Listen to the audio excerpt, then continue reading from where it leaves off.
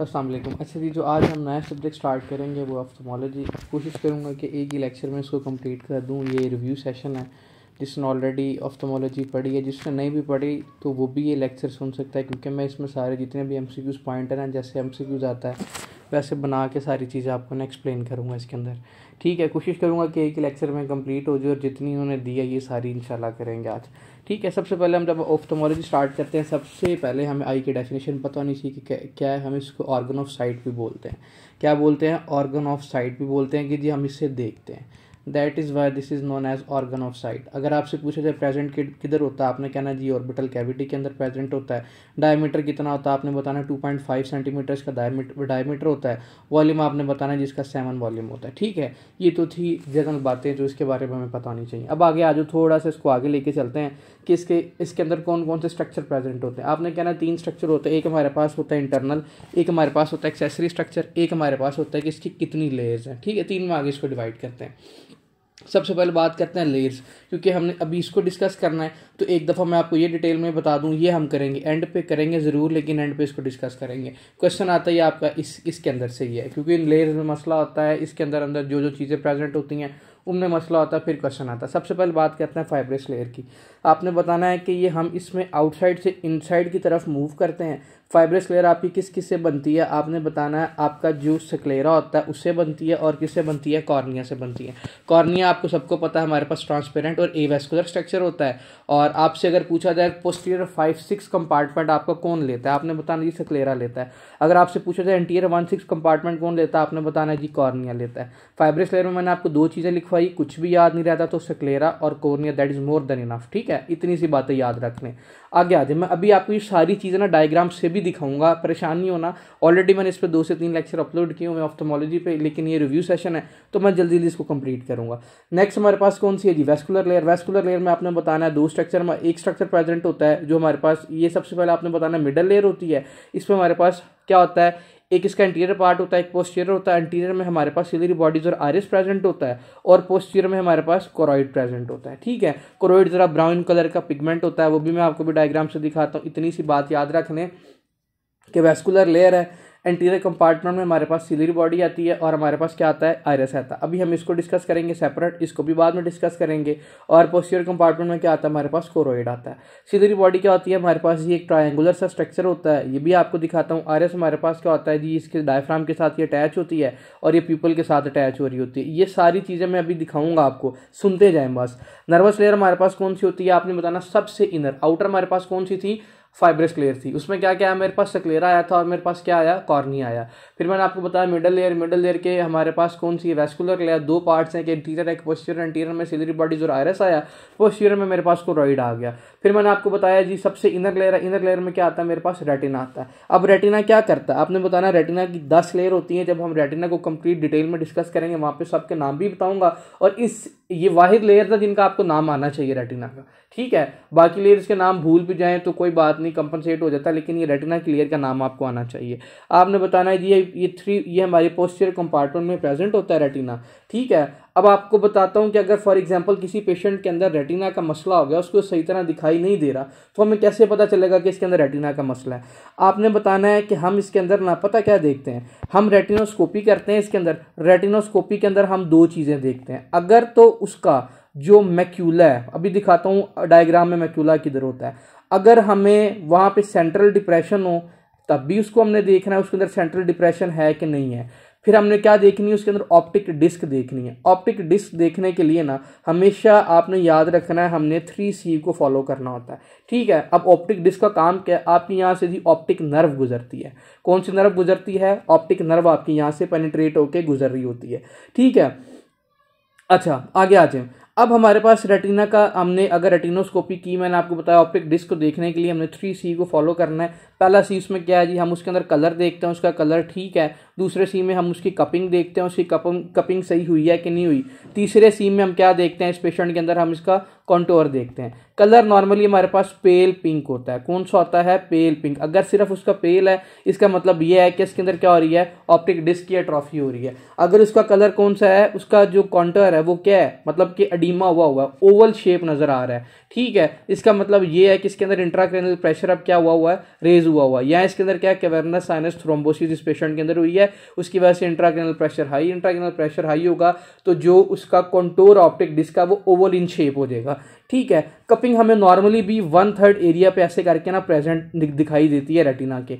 अगर उसकी 1/3 एरिया से ज्यादा कपिंग हो जाए, एग्जामिनर ये लिख दे जो उसकी कपिंग हो रही है मोर देन 1/3 एरिया से ज्यादा हो रही है, दैट मीन इसके अंदर अब क्या हो रही है, कपिंग अब ज्यादा हो रही है, डिप्रेशन में ज्यादा ये वाला नजर आ रहा है। और ये किस डिजीज के अंदर आप होता है आपने बताना है, ये ग्लूकोमा के अंदर होता है, वेरी इंपॉर्टेंट, ठीक है। अगर पूरे सवाल आपको ग्लूकोमा से पिक नहीं हो रहा, वो बता देगा 1/3 से ज्यादा कपिंग हो रही है, तो इसका मतलब ये है कि अभी पेशेंट कौन सा है, ग्लूकोमा है। ग्लूकोमा की फर्दर टाइप्स भी अभी हम वो देखते हैं कौन कौन सी है।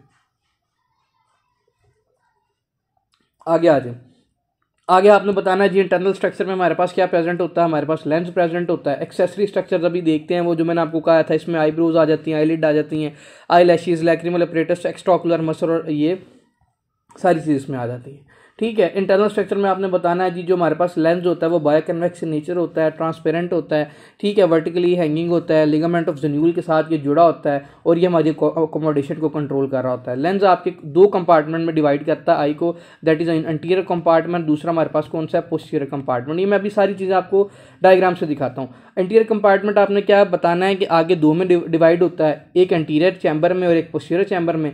जो हमारे पास पोस्टीरियर कंपार्टमेंट है ये क्या होता है, इसमें सिर्फ हमारे पास विट्रस जेल होती है। विट्रस जेल किससे बन सकती है, हम घर में भी बना सकते हैं। 99% इसके अंदर क्या होता है, वाटर होता है, और 1% इसके अंदर क्या होते हैं भाई, इलेक्ट्रोलाइट्स होते हैं और कुछ नहीं होता इसमें, ठीक है। परेशान नहीं होना, बार बार बता देता हूँ मैं। अच्छा चलो मैं बता ही देता हूँ आपको। यहाँ पे देखें, ये सारी चीज़ें मैंने आपको जो पढ़ाई थी, जो फाइब्रस लेयर मैंने आपको बताया था कि पोस्टीरियर 5-6 मेरे पास क्या है, मैंने बताया था सक्लेरा है। ये उसने आई की डायग्राम बनाई है, ये देखें, ये उसने यहाँ पे लिगामेंट ऑफ ज़न्यूल बनाया है, ये उसने ट्रायंगुलर स्ट्रक्चर जो मैंने आपको कहा था सिलरी बॉडीज है, ये इसका आयरस पड़ा हुआ जो प्यूपिल के साथ लगा हुआ, जो मैंने वहाँ पे आपको बताया था। फिर मैंने कहा जो आपका क्या लेंस है वो आई को डिवाइड करता है पोस्टीरियर कंपार्टमेंट में, इंटीरियर कंपार्टमेंट में, वो भी मैंने आपको यहाँ पे ये दिखा दिया। फिर मैंने सिलरी बॉडीज भी दिखा दिया आपको, आयरस भी दिखा दिया। अच्छा, यहाँ पे ना एक कैनाल ऑफ श्लेम होती है जिसको हम क्या बोलते हैं, ट्रेबिकुलर मेशवर्क ऑफ कैपिलरीज भी बोलते होते हैं। अब देखें, अब हमारा क्या हुआ, सिलरी बॉडी से हमारा क्या हुआ, हमारा इंट्राओक्यूलर प्रेशर यहाँ से मेंटेन हुआ, हाइड्रोस्टैटिक प्रेशर यहाँ से बना, यहाँ से बन के वो किधर आएगा, आरएस को क्रॉस करेगा, आरएस को क्रॉस करके वो इंटीरियर कंपार्टमेंट में आ जाएगा, ठीक है। अभी मैं आपको ये ना यहाँ से चीज़ दिखाता हूँ, आपको समझ में आ जाएगा। बाहर वाला पार्ट ये कौन सा, इसका कंजक्टाइवा, ये पीछे इसके कॉर्निया, ये इसका इंटीरियर चैम्बर, ये इसका प्यूपिल, ये इसका पोस्टीरियर चैम्बर, ठीक है। अब ये इसका लेंस और ये इसका पोस्टीरियर कंपार्टमेंट। पोस्टीरियर कंपार्टमेंट मैंने आपको बता दी, विट्रस जेल में 99% वाटर होता है, 1% इलेक्ट्रोलाइट होती है। ऑप्टिक डिस्क जिसके अंदर से क्या, ये मैक्यूला उसका था जिसके अंदर से क्या था, ऑप्टिक डिस्क, ऑप्टिक नर्व गुजरी थी, जो मैंने आपको बताया था, याद है ना, जो मैंने जब अभी आपको ये ऊपर अभी पढ़ाया था ये रेटिना, इसमें मैंने आपको बताया था कि ये देखो मैक्यूला है और ये इसकी ऑप्टिक डिस्क है जिधर से ऑप्टिक नर्व पास कर रही है, ठीक है। जिसको नहीं समझ में आई तो मेरे पास मैंने ऑलरेडी इसका एक वैसे भी पूरा 20-30 मिनट का लेक्चर अपलोड किया, वो बेशक वो वहाँ से जाके सुन ले, ठीक है। आपने बताना है जी हमें ऑप्टिक डिस्क पे ना ही कोई रॉड नजर आते हैं ना ही कोई कॉन नजर आते हैं, ये भी एमसीक्यूज आता होता है, ये भी याद रख लीजिएगा, ठीक है। ये सिंपल सी बातें हैं। आगे आ जाओ किसकी तरफ, अब हमारे पास एक्वस ह्यूमर की जो आई में प्रेशर होता है वो कैसे मेंटेन होता है, वो कैसे उसकी प्रोडक्शन होती है। आपने बताना है कि सबसे पहले पता क्या होगा, हमारा ये प्रोड्यूस किधर से होगा। मैंने आपको कहा था कि वो ट्रायंगुलर स्ट्रक्चर जो आपने सिलरी बॉडीज है वहां से क्या होगा, हमारा हाइड्रोस्टैटिक प्रेशर ज़्यादा होगा। हाइड्रोस्टैटिक प्रेशर ज़्यादा होने की वजह से क्या होगा, हमारा जो वेसल से था वो जो फ्लूइड वो बाहर निकलेगा, उसको हम क्या कहेंगे, इंट्राओक्यूलर फ्लूइड बोलेंगे। और जब वो बाहर निकलेगा वो प्यूपिल को क्रॉस करेगा, प्यूपिल को क्रॉस करके वो इंटीरियर चैम्बर में आ जाएगा, इंटीरियर चैम्बर को क्रॉस करके वो किधर आ जाएगा, आपके इंटीरियर कंपार्टमेंट में आ जाएगा। ये देखें, ये मैंने यहाँ पे क्या बनाया, सिलरी बॉडीज बनाई, ये देखें सिलरी बॉडीज, ये वाली सिलरी बॉडीज जो उसने यहाँ पे इसकी बनाई हुई है ना। अब ये सिलरी बॉडीज क्या करती हैं, आपके यहाँ से हाइड्रोस्टैटिक प्रेशर जब इंक्रीज होता है, हाइड्रोस्टैटिक प्रेशर इंक्रीज होने की वजह से यहाँ से फ्लूइड बाहर निकलेगा, आरएस को क्रॉस करेगा, आरएस को क्रॉस करके आपका इंटीरियर चैम्बर में आ जाएगा। एंटीरियर चैम्बर से फ्लूइड ऐसे रन करता करता ये आपके ट्रेबिकुलर मेशवर्क गुच्छा होता है कैपिलरीज का, जिसको हम कैनाल ऑफ श्लेम भी कहते हैं, इसके अंदर जाएगा, इधर से आगे आपकी एपिसेक्लेरल वेन में, फिर सेक्लेरल में, फिर रेटिनल वेन के अंदर ये सारा चला जाएगा। ठीक है, ऐसे ये ड्रेन होता है। अगर इसकी ड्रेनेज ज़्यादा हो जाए उसको हम क्या बोलते हैं, ग्लाइकोमा बोलते होते हैं। ठीक है, अगर सॉरी इसका प्रेशर ज़्यादा हो जाए ना उसको हम क्या बोलते हैं, ग्लूकोमा बोलते हैं। ठीक है, ये बात याद रखना है। अब किस किस वजह से ग्लूकोमा हो सकता है मैं ये भी बताता हूँ, किस किस वजह से अगर आपके प्रेशर बढ़ रहा है तो क्या क्या वजह हो सकती है, हम अब इसको डिस्कस करते हैं। नॉर्मल आपने बताना जो इंट्राओक्यूलर प्रेशर है जो हाइड्रोस्टैटिक प्रेशर की वजह से बन रहा है वो 10 से लेकर 20 मिलीमीटर मर्करी तक इसका प्रेशर होता है। अगर 10 से कम होगा तो we have to call this hypotony बोलेंगे। अगर उसका 20 मिलीमीटर से प्रेशर ज़्यादा होता है then we have to call this glaucoma बोलेंगे इस पेशेंट को। ठीक है, अब आ जाओ इसकी टाइप्स की तरफ। एक हमारे पास होती है ग्लूकोमा के अंदर आपको पता है इंट्राओक्यूलर प्रेशर बढ़ रहा है, 20 से ज़्यादा हो रहा है इसके अंदर। इंट्राओक्यूलर प्रेशर जब इसके अंदर बढ़ेगा आपने बताना है इसके अंदर क्या होगा। इसके अंदर दो कॉजेज है, एक मेरे पास एक्वायर्ड है, एक मेरे पास कौन सी है, अगली दूसरी कॉज मेरे पास कौन सी है, आपने बताना है कि कंजेनाइटल। एक एक्वायर्ड है, एक कंजेनाइटल है। ठीक है, एक्वायर्ड में आपने बताना है कि जी कॉमन, हमने इसको आगे दो में डिवाइड करना, that is primary and secondary. Congenital में आपने बताना है कि इसके अंदर क्या है, बर्थ ऑफ थॉलमस, जो किसके अंदर होती है बच्चों, हमारे चिल्ड्रंस के अंदर देखी जाती है ये। ठीक है, बच्चों के अंदर होता है। बच्चों के अंदर जो ग्लूकोमा होता है उसको हम क्या बोलते हैं, ब्लेफराइटिस बोलते हैं। हाँ, ये मुझे दे दो, दूसरा वाला चार्जर भी ले आओ। अच्छा, प्राइमरी अगर आपने बताना है ये आगे दो टाइप्स में डिवाइड होता है, दैट इज नोन एज, आपने बताना है क्लोज एंगल ग्लूकोमा और हमारे पास होता है ओपन एंगल ग्लूकोमा। सबसे पहले हम डिस्कस करेंगे किसको, क्लोज एंगल ग्लूकोमा को। अब देखें, अब क्लोज एंगल ग्लूकोमा नाम से पता चल रहा है कि जो आपका बच्चों एंगल है ना, ये मैंने बना दिया एंटीरियर चैम्बर सारा, ये ऐसे एंटीरियर चैम्बर, ये मेरे पास क्या पड़ी हुई है, ये सिलरी बॉडीज पड़ी हुई है, ये आयरस। आरएस आपका ऐसे गिरेगा और आपका इंटीरियर चैम्बर के इसके ऊपर आके गिर जाएगा। जब ये इंटीरियर चैम्बर के ऊपर आके गिर जाएगा, जो प्रेशर यहाँ पे आ रहा था, जो प्रेशर यहाँ पे आ रहा था, तो मुझे ये बताएं कि ये रास्ता तंग नहीं हो जाएगा। भाई ये रास्ता तंग हो जाएगा। ठीक है, जब ये रास्ता तंग हो जाएगा ये प्रॉपर ड्रेन नहीं कर सकेगा आपका intraocular pressure. Intraocular pressure will be raise in that condition, that is known as close angle glaucoma. Iris push forward to come to rest on the cornea, ऐसे गिरेगा ऊपर, आयरस आके किसके ऊपर गिर जाएगा, कॉर्निया पे। मैं आपको इसको डायग्राम से भी समझा देता हूँ। ये देखें, ये मेरा आयरस है ना, यहाँ पे ये देखिए उसने आयरस बनाया हुआ है, ये देखें ब्लैक कलर में। आयरस ऐसे आके किसके ऊपर गिर जाएगा, ये कॉर्नी है, कॉर्नी के ऊपर गिर गया, ये एंगल तंग हो गया। एंगल तंग होने की वजह से क्या होगा, इसके अंदर इंट्राओक्यूलर प्रेशर बढ़ जाएगा, तो इसको हम क्या कहेंगे, ग्लूकोमा। कौन सा ग्लूकोमा, क्लोज एंगल ग्लूकोमा बोलेंगे इसको। ओपन एंगल ग्लूकोमा के अंदर आपने क्या बताना है, जो मेरा ट्रेबिकुलर मैशवर कैपिलरीज थी ना, इसके अंदर क्या हो रही है, हार्डनिंग होना शुरू हो गई है, उसकी सख्ती होगी, फाइब्रोसिस क्लोरोसिस हो गई है, उसकी वजह से जो आपका फ्लूइड ड्रेन होता है वो प्रॉपर ड्रेन नहीं हो सकेगा। Then we have to call this open angle glaucoma. Simple सी बात है, ट्रेबिकुलेक्टमी कर देंगे, इसके अंदर इरिडोटमी। आयरस का मसला है, आयरस की क्या कर देंगे, रिमूवल कर देंगे, इरिडोटमी कर देंगे इसके अंदर। ठीक है, जो उसका मिकोजा होगा। इसके अंदर ट्रेबिकुलर मैशवर का मसला है तो हम क्या कर देंगे, ट्रेबिकुलेक्टमी कर देंगे। That is treatment of choice. Accessory structure में मैंने बताया इसकी क्या हो जाएंगी, ये सारी चीज़ें ऊपर मैंने आपको ऑलरेडी बता दी हैं। अब इसमें से क्वेश्चन आ जाता है, ऐसी कौन सी डिजीज़ हैं जिसकी वजह से क्या हो सकता है, बंदे के अंदर रेड आई हो सकती है। अब आपने बताना है कौन कौन सी डिजीज़ है जो रेड आई करवा सकती हैं।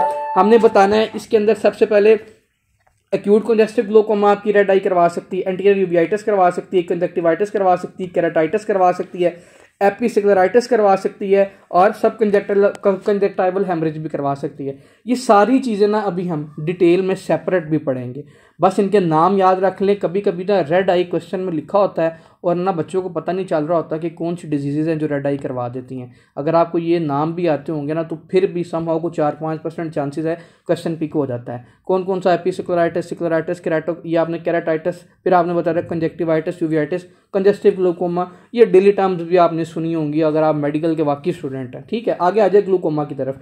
ग्लूकोमा मैंने आपको बता दिया जी, इंट्राओक्यूलर प्रेशर कितना हो जाएगा, 20 से ज़्यादा हो जाएगा इस कंडीशन के अंदर, वो हमने इस बात को डिस्कस कर लिया। अब हमारे पास एक डिवाइस होती है वो जो हमारा इंट्राओक्यूलर प्रेशर मेजर करती है। एग्जामिनर पूछता है ऐसी कौन सी डिवाइस है जो आपका इंट्राओक्यूलर प्रेशर मेजर कर सकती है, आपने बताना शॉइड स्टोनोमीटर आपकी क्या करेगी, इंट्राओक्यूलर प्रेशर को मेजर करेगी। ठीक है, फिजियोलॉजी मैंने बता दी, सिलरी बॉडी से प्रोड्यूस होगा, हाइड्रोस्टैटिक प्रेशर ज़्यादा होगा, 80% आपका कैनाल ऑफ स्लैम के अंदर जाएगा, एक्वस वेन से एपिसेक्लेरल, एपिसेक्लेरल रेटिनल वेन के अंदर, ऐसे सारा इसके ड्रेनेज हो जाएगी। ठीक है, 20% आपके सिलरी बॉडीज़ के अंदर ही चला जाता है जी, सब अर्कनाइड स्पेस के अंदर। आगे आ जाए, मैंने इसकी आपको प्राइमरी में बता दिया, क्लोज एंगल हो सकती है टाइप्स, और बच्चों में बर्स्ट ऑप्थेल्मस हो सकती है। सेकेंडरी हम बाद में डिस्कस करेंगे, कैटरैक्ट और एंटीरियर यूवियाटिस भी आपको क्या करवा सकती है, ग्लूकोमा करवा सकती है, हम इसको बाद में डिस्कस करेंगे ज़रूर, पहले सारी प्राइमरी को हम ना रूल आउट कर लें उसके बाद, ठीक है। Gradual loss of slow vision होती है। प्राइमरी के अंदर आपने बताना है एक क्लोज एंगल होता है, एक हमारे पास ओपन, इसके दोनों के अंदर ना आपने बताना है रेड आई तो होती ही होती है। दूसरी बात आपने इसके अंदर ये बतानी है कि स्लोली लॉस ऑफ विजन होता है, ठीक है, आहिस्ता आहिस्ता, एकदम से सडन नहीं होता, स्लोली लॉस ऑफ विजन होता है। आगे आ जाऊं, क्लोज एंगल ग्लूकोमा क्या होता है आपको मैंने बता दिया जी। आरएस आगे गिर जाएगा कॉर्निया के ऊपर, जिसकी वजह से प्रेशर बढ़ जाएगा। अब कौन कौन सी कॉजेज हैं आपने बताना है। ये 40 to 60 ईयर ऑफ एज में जाके होता है। फीमेल टू मेल रेशो 4:1 होती है। फैमिली हिस्ट्री इसके अंदर हो सकता है, और किसके अंदर हो सकता है, स्ट्रेस एंजाइटी वाले पेशेंट के अंदर हो सकता है। 5 इसकी फर्दर हमने स्टेजेस देखी, एक हमने लेटेंट स्टेज, सस्पेक्ट स्टेज देख ली, फिर इंटरमिटेंट आती, फिर एक्यूट आती, फिर क्रॉनिक आती, फिर एब्सोल्यूट आती। The most important one will is आपने बताना है एक्यूट कंजस्टिव ग्लूकोमा, ठीक है। मेरा भी कल से गला दर्द कर रहा है, कल मैंने ENT का कंप्लीट वो रिव्यू दिया था और आज मैं ऑफ्थेमोलॉजी का अपलोड कर रहा हूँ, तो थोड़ा सा कंप्रोमाइज़ कर लेना अगर कोई बात आगे पीछे भी हो गई तो, ठीक है। एक्यूट कंजस्टिव ग्लूकोमा बोलना कुछ चाह रहा हूँ, निकल मुंह से कुछ रहा है। अच्छा आगे इस तरफ ही आ जाए, लेटेंट स्टेज की तरफ आ जाए। आपने सबसे पहले बताना है पहली स्टेज के अंदर आपका जो इंट्राऑक्यूलर प्रेशर होगा वो 20 से लेकर 40 के दरमियान होगा, ठीक है। हम इस पेशेंट के अंदर क्या करेंगे, हमें लग रहा है जब 20 से प्रेशर ज़्यादा है इस पेशेंट के अंदर ग्लूकोमा, हमने देखना कौन सी स्टेज का ग्लूकोमा। पेशेंट को डार्क रूम में बिठाएंगे, डार्क रूम बिठाने की वजह से बाद में हम उसका प्रेशर चेक करेंगे शॉर्ट स्टोनोमीटर से। अगर तो वो 8 mmHg से ज़्यादा आ रहा है, 8 मिलीमीटर से मर्करी से ज़्यादा आ रहा है, इसका मतलब ये आ रहा है पहले फॉर एग्जांपल 20 था और उसके बाद आपने जो उसको अंदर डार्क रूम में बिठाया तो 28 आ रहा है, तो इसका मतलब ये है इसके अंदर अब लेटेंट या सस्पेक्टेड स्टेज है, इसको ग्लूकोमा हो रहा है, ठीक है। पहली इंपॉर्टेंट बात, सारी बातें वहाँ पे ही लिखी हुई हैं। 1 घंटे के लिए हमने बिठाना, डार्क रूम टेस्ट इसके अंदर करना है और बाद में हम इसको टोनोमीटर से इसका चेक करेंगे सारा प्रेशर वगैरह। इंटरमिटेंट स्टेज के अंदर, सेकंड स्टेज के अंदर आपने बताना है इसके अंदर क्या होगा, उसके अंदर 20 से लेके 40 तक था, इसके अंदर क्या होगा 40 से लेके 60 तक प्रेशर होगा, ठीक है, 40 से लेके 60 तक। इसके अंदर भी हम डार्क रूम टेस्ट करेंगे। अगर उसका प्रेशर बढ़ जाए, साथ उसको हेलोज नज़र आए, किसको हेलोज नज़र आए, किसको, पेशेंट को, ठीक है। इसको हम क्या कहेंगे कि इसके अंदर अब क्या है, अब इस पेशेंट के अंदर अब इंटरमिटेंट स्टेज है, किसकी, हेलोज का तो सबको पता ना, इंटरमिटेंट स्टेज है किसकी, ग्लूकोमा की, ठीक है। अगर पूछा जाए कि इंटरमिटेंट स्टेज में प्रेशर कितना होता है, आपने बताना 40 से लेकर 60 तक होता है। हम इसके अंदर भी डार्क रूम टेस्ट करते होते हैं, टोनोमीटर रिपोर्ट इलेक्ट्रिक सर्जरी करके पेशेंट को ठीक कर देना। आगे आ जाओ मेन इंपॉर्टेंट टॉपिक की तरफ, that is acute congestive glaucoma. Acute congestive glaucoma third stage होती है, मोस्ट इंपॉर्टेंट स्टेज। अगर आपसे पूछा जाए ग्लूकोमा में से क्वेश्चन आना है तो आप ये ज़हन में रखिएगा वो बात सिर्फ एक्यूट कंजस्टिव ग्लूकोमा की ही कर रहा है, ठीक। क्लोज की ये फर्दर टाइप है ना। आपने बताना जी 60 मिलीमीटर मर्करी से प्रेशर इसके अंदर ज़्यादा हो जाएगा। सबसे इंपॉर्टेंट बात, इसके अंदर जब भी एग्जामिनर बात करेगा ना वो कहेगा यूनिलेटरल, एक साइड की आंख का होगा, पेनफुल रेड आई हो जाएगा इसके अंदर, यूनिलेटरल पेनफुल रेड आई, यूनिलेटरल पेनफुल रेड आई। ये मैं बार बार इसलिए बोल रहा हूँ ताकि आपको याद हो जाए, यही इसके अंदर इंपॉर्टेंट है। बाकी सारे ग्लूकोमा के अंदर, बाकी जितनी भी टाइप्स हैं सब में बायलेटरल होता है। क्या होता है, बायलेटरल। सिर्फ यूनिलेटरल किसके अंदर होता है, आपने बताना है acute congestive glaucoma, unilateral painful red eye, रट्टा लगा लो इसको, यूनिलेटरल पेनफुल रेड आई, ठीक है। ये सारी बातें आप इधर ना याद रख लो इसको, ठीक है। अच्छा आगे आ जाओ, आगे किसकी बात करते हैं, आगे बात करेंगे थोड़ा सा इसको और आगे लेके चलते हैं। इस पेशेंट के अंदर क्या होगा, 60 मिलीमीटर मर्करी से प्रेशर ज़्यादा होगा, फिर आपने बताना लॉस ऑफ विजन होगा, लैक्रिमेशन ज़्यादा से ज़्यादा होगी, फोटोफोबिया होगा, इसके अंदर हेडेक होगी। ग्लूकोमा आपने बताना है कि नॉर्मली तो दोनों आइज़ को इफेक्ट करता है, लेकिन इस कंडीशन में क्या होगा, आपकी सिर्फ एक आई को इफेक्ट करेगा। आई लैशेज नॉर्मल नज़र आएंगी, इसके अंदर हमें आईलिड पे एडिमा नज़र आएगा, कॉर्निया थोड़ा सा इसका ट्रांसपेरेंसी नेचर होगा, रेड आई होगी, डायलेटेड प्यूपिल। Very important MCQs। अगर एग्जामिनर आपसे कहे ना कि हमें ऐसा कौन सा साइन है जो नज़र आता है किस पे, इस पे एक्यूट कंजस्टिव ग्लूकोमा वाले पेशेंट के अंदर, आपने इसके अंदर बताना है कि जो इसके अंदर प्यूपिल होगा ना वो डायलेटेड होगा। ये पास्ट पेपर में MCQ आ भी चुका हुआ है कि एक्यूट कंजस्टिव ग्लूकोमा वाले पेशेंट के अंदर जो इसके अंदर क्या है आपका प्यूपिल है वो डायलेट होगा कि कॉन्स्ट्रिक्ट, आपने बताना है इसके अंदर डायलेटेड प्यूपिल होगा। बार बार बता रहा हूँ डायलेटेड प्यूपिल होगा इसके अंदर। बाकी सारी बातें ज़हन में रखनी है, रखें। 3 चीज़ें आपने ज़रूर याद रखनी, unilateral painful loss of vision, ठीक है। Painful red I, not loss of vision, आपने बताना है इसके अंदर पेनफुल यूनिलेटरल रेड आई इसके अंदर नजर आएगी। फिर आपने बताना है इसके अंदर क्या होगा, डायलेटेड प्यूपल इसके अंदर हमें नजर आएगा। अगर आपसे पूछे जाए what is investigation of choice in that condition, आपने बताना स्लिट लैंप एग्जामिनेशन, जिसको हम गोनियोस्कोपी भी बोलते हैं, वो करेंगे इसके अंदर। अगर आपसे साइन पूछा जाए तो आपने बताना प्यूपिल इसके अंदर क्या है, डायलेट नजर आएगा। Schiotz tonometer is investigation of choice for checking the pressure in eye, ठीक है। ये आपके पास इन्वेस्टिगेशन ऑफ शॉर्ट स्टोनोमीटर है। मेडिकल दो तरह के ट्रीटमेंट हैं इसके अंदर हम करना है कंजस्टिव ग्लूकोमा वाले पेशेंट के अंदर, एक मेरे पास मेडिकल और एक सर्जिकल है। अब देखिए इसके अंदर क्या हो रही है, बच्चों प्रोडक्शन अब कम हो रही है, हमने इसके अंदर प्रोडक्शन को कम करना है। तो प्रोडक्शन को कम करने के लिए ऐसे कौन से ड्रग हैं, मुझे पता है उसका एंगल तंग है, एंगल तंग है तो मैं इसकी खुद भी तो प्रोडक्शन कम कर सकता हूँ ना इंट्राऑक्यूलर प्रेशर की। असीटाजोलामाइड इसके अंदर हम प्रेफर करेंगे। कार्बोनिक एनहाइड्रेज ये आपकी प्रोडक्शन को कम कर देगा। अगर इससे भी फर्क नहीं पड़ेगा तो beta blocker will be prefer, कौन सी, टीमोलोल इसके अंदर हम देंगे, ठीक है। कौन सी बीटा ब्लॉकर है ये पूछ लेता होता है, आपने बताना टीमोलोल। अगर मैंने इसकी ड्रेनेज ज़्यादा करनी, इसकी थोड़ी सी ड्रेनेज ज़्यादा करनी है ताकि ये trabecular Mischel canal of slam को पास करके ज़्यादा से ज़्यादा ड्रेन हो, मैनिटोल दे सकता हूँ इसके लिए, या यूरिया दे सकता हूँ। ये मेरे पास ऑस्मोटिक डायूरेटिक है, ये आपने पढ़ा भी हुआ है रेनल के अंदर। अगर इससे भी फर्क नहीं पड़ेगा तो पिलोकार्पिन दूंगा। पिलोकार्पिन क्या है, डायलेटेड, ऑलरेडी डायलेटेड प्यूपिल है ना, तो मैं इसके अंदर क्या करूंगा, पिलोकार्पिन दूंगा, वो इसको क्या कर देगा, कॉन्स्ट्रिक्ट कर देगा प्यूपिल को। अच्छा, इसमें से क्वेश्चन आता है कि हम इसके अंदर एट्रोपिन दे सकते हैं, तो आपने बताना atropine is totally contraindicated in the acute congestive glaucoma. उसकी रीजन क्यों है यार, ऑलरेडी उसका प्यूपिल डायलेट है, आप एट्रोपिन दोगे और डायलेट हो जाएगा और ज्यादा इश्यू हो जाएगा। तो मैंने तो प्यूपिल को कॉन्स्ट्रिक्ट करवाना ना, तो इसीलिए मैं क्या दूंगा इसके अंदर, मैं पिलोकार्पिन दूंगा, ठीक है। ये बात आपने याद रखनी है।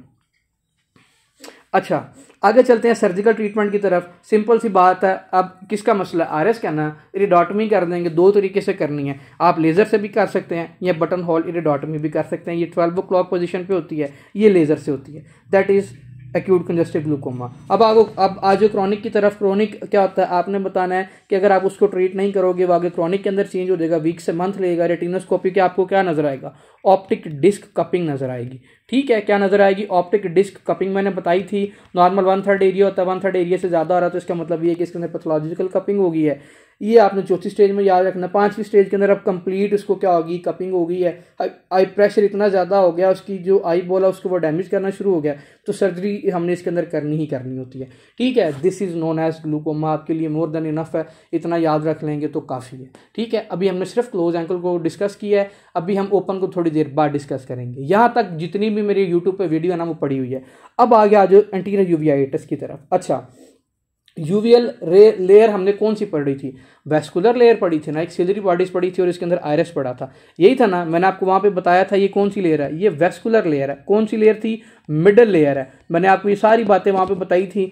अगर इसकी इन्फ्लामेशन हो जाए, किसकी, आपकी मिडल लेयर की इन्फ्लामेशन हो जाए, जिसको हम क्या बोलते हैं, एंटीरियर यूवियाइटिस भी बोलते हैं और इराइडोसाइक्लाइटिस भी बोलते होते हैं, that is known as anterior uveitis. अब इसको सामने वाली साइड पे मसला हो रहा है, एंटीरियर यूवियाइटिस का मतलब क्या है, इसकी आरएस और सीलरी बॉडीज की इन्फ्लेमेशन अगर हो जाए तो हम इसको क्या बोलते हैं, यूवियाइटिस बोल रहे होते हैं, ठीक है। ये मैंने आपको पहले ही बता दिया। आरएस मेरे पास क्या होता है, कलर डायफ्राम और पीपल के साथ अटैच होता है, ये आपके ऑपरेशन को कंट्रोल कर रहा होता है। ये सीलरी बॉडीज आपको ट्रायंगुलर इन नेचर होती है। सीलरी बॉडीज के भी दो पार्ट होते हैं, एक होता है पार्स प्लिकाटा, एक होता है पार्स प्लेना। जो पार्स प्लिकाटा होता है ये आपकी किसके अंदर हेल्प कर रहा होता है, ये एक्वस ह्यूमर की प्रोडक्शन। मैंने आपको वहां पे बताया था ना कि आपकी जो सिलरी बॉडीज है वो क्या करती है, एक्वस ह्यूमर की हाइड्रोस्टैटिक प्रेशर को बढ़ा के प्रोडक्शन करवा रही होती है। उसमें से जो आपके पास पार्स प्लिकाटा वो करवा रही होती है, जो पार्स प्लेना ना वो आपकी लेंस की अकोमोडेशन को मेंटेन कर रही होती है। वेरी इंपॉर्टेंट एमसीक्यूज ये भी आ जाता है कि सिलरी बॉडीज का ऐसा कौन सा पार्ट है जो अकोमोडेशन को मेंटेन करता है, आपने बताना है जी पार्स प्लाना जो है वो हमारे पास अकोमोडेशन को मेंटेन करता है। अब लेयर्स की तरफ आ जाए जी। अब हमारे पास वेस्कुलर लेयर के अंदर, मिडल लेयर के अंदर कितनी फर्दर लेयर है, आपने बताना है कि ये जो हमारी यूवीएल आगे फर्दर डिवाइडर लेयर में एंटीरियर लिमिटिंग लेयर आती है, उसमें स्ट्रोमा आती है, एंटीरियर एपिथेलियल लेयर और पोस्टीरियर पिगमेंट लेयर, याद रहता तो ठीक है, नहीं तो ये याद कर लें कि स्ट्रोमा वो लेयर है जिसके अंदर blood vessel, nerves, connective tissue, muscle, dilated प्यूपिल और स्फिंक्टर प्यूपिल पड़े होते हैं हमारे पास, ठीक है। नहीं तो ये भी काफ़ी है। ये थी मेरे पास किसकी, आयरस की लेयर, यहाँ पे लिख लें ये आयरस की लेयर हमने अभी डिस्कस की है। अब हम डिस्कस करेंगे सिलरी बॉडीज की लेयर। सिलरी बॉडीज में भी आप स्ट्रोमा याद रखिए, इसमें blood vessel, nerve, connective tissue, ciliary muscles होते हैं। एक इसकी सुपरा सिलरी लेमिना लेयर होती है, एक पिगमेंटेड लेयर होती है, एक नॉन पिगमेंटेड एपिथेलियल लेयर होती है, एक मेरे पास कौन सी होती है, इंटीरियर लिमिटिंग लेयर होती है। ठीक है, अब आ जाओ, ये तो थी सारी उसकी एनाटॉमी हिस्टोलॉजी जो भी हमने देख ली। अब हम बात करते हैं अपने मेन टॉपिक की तरफ। अगर उसको यूवियाइटिस हो रहा है तो क्यों हो रहा है, अब ने इसकी कॉजेज़ की बात करनी है। आपने कहना है कि दो कॉजेज़ में हम इसको डिवाइड करते हैं, एक हमारे पास होती है ऑटोम्यून, एक हमारे पास होती है इन्फेक्शियस। जब भी आपका पास एंटीरियर यूवियाइटिस का क्वेश्चन आता है ना, examiner must mention the ankylosing spondylitis या सीरो नेगेटिव ये स्पॉन्डिलो आर्थ्रोपैथीज को जरूर मेंशन करेगा।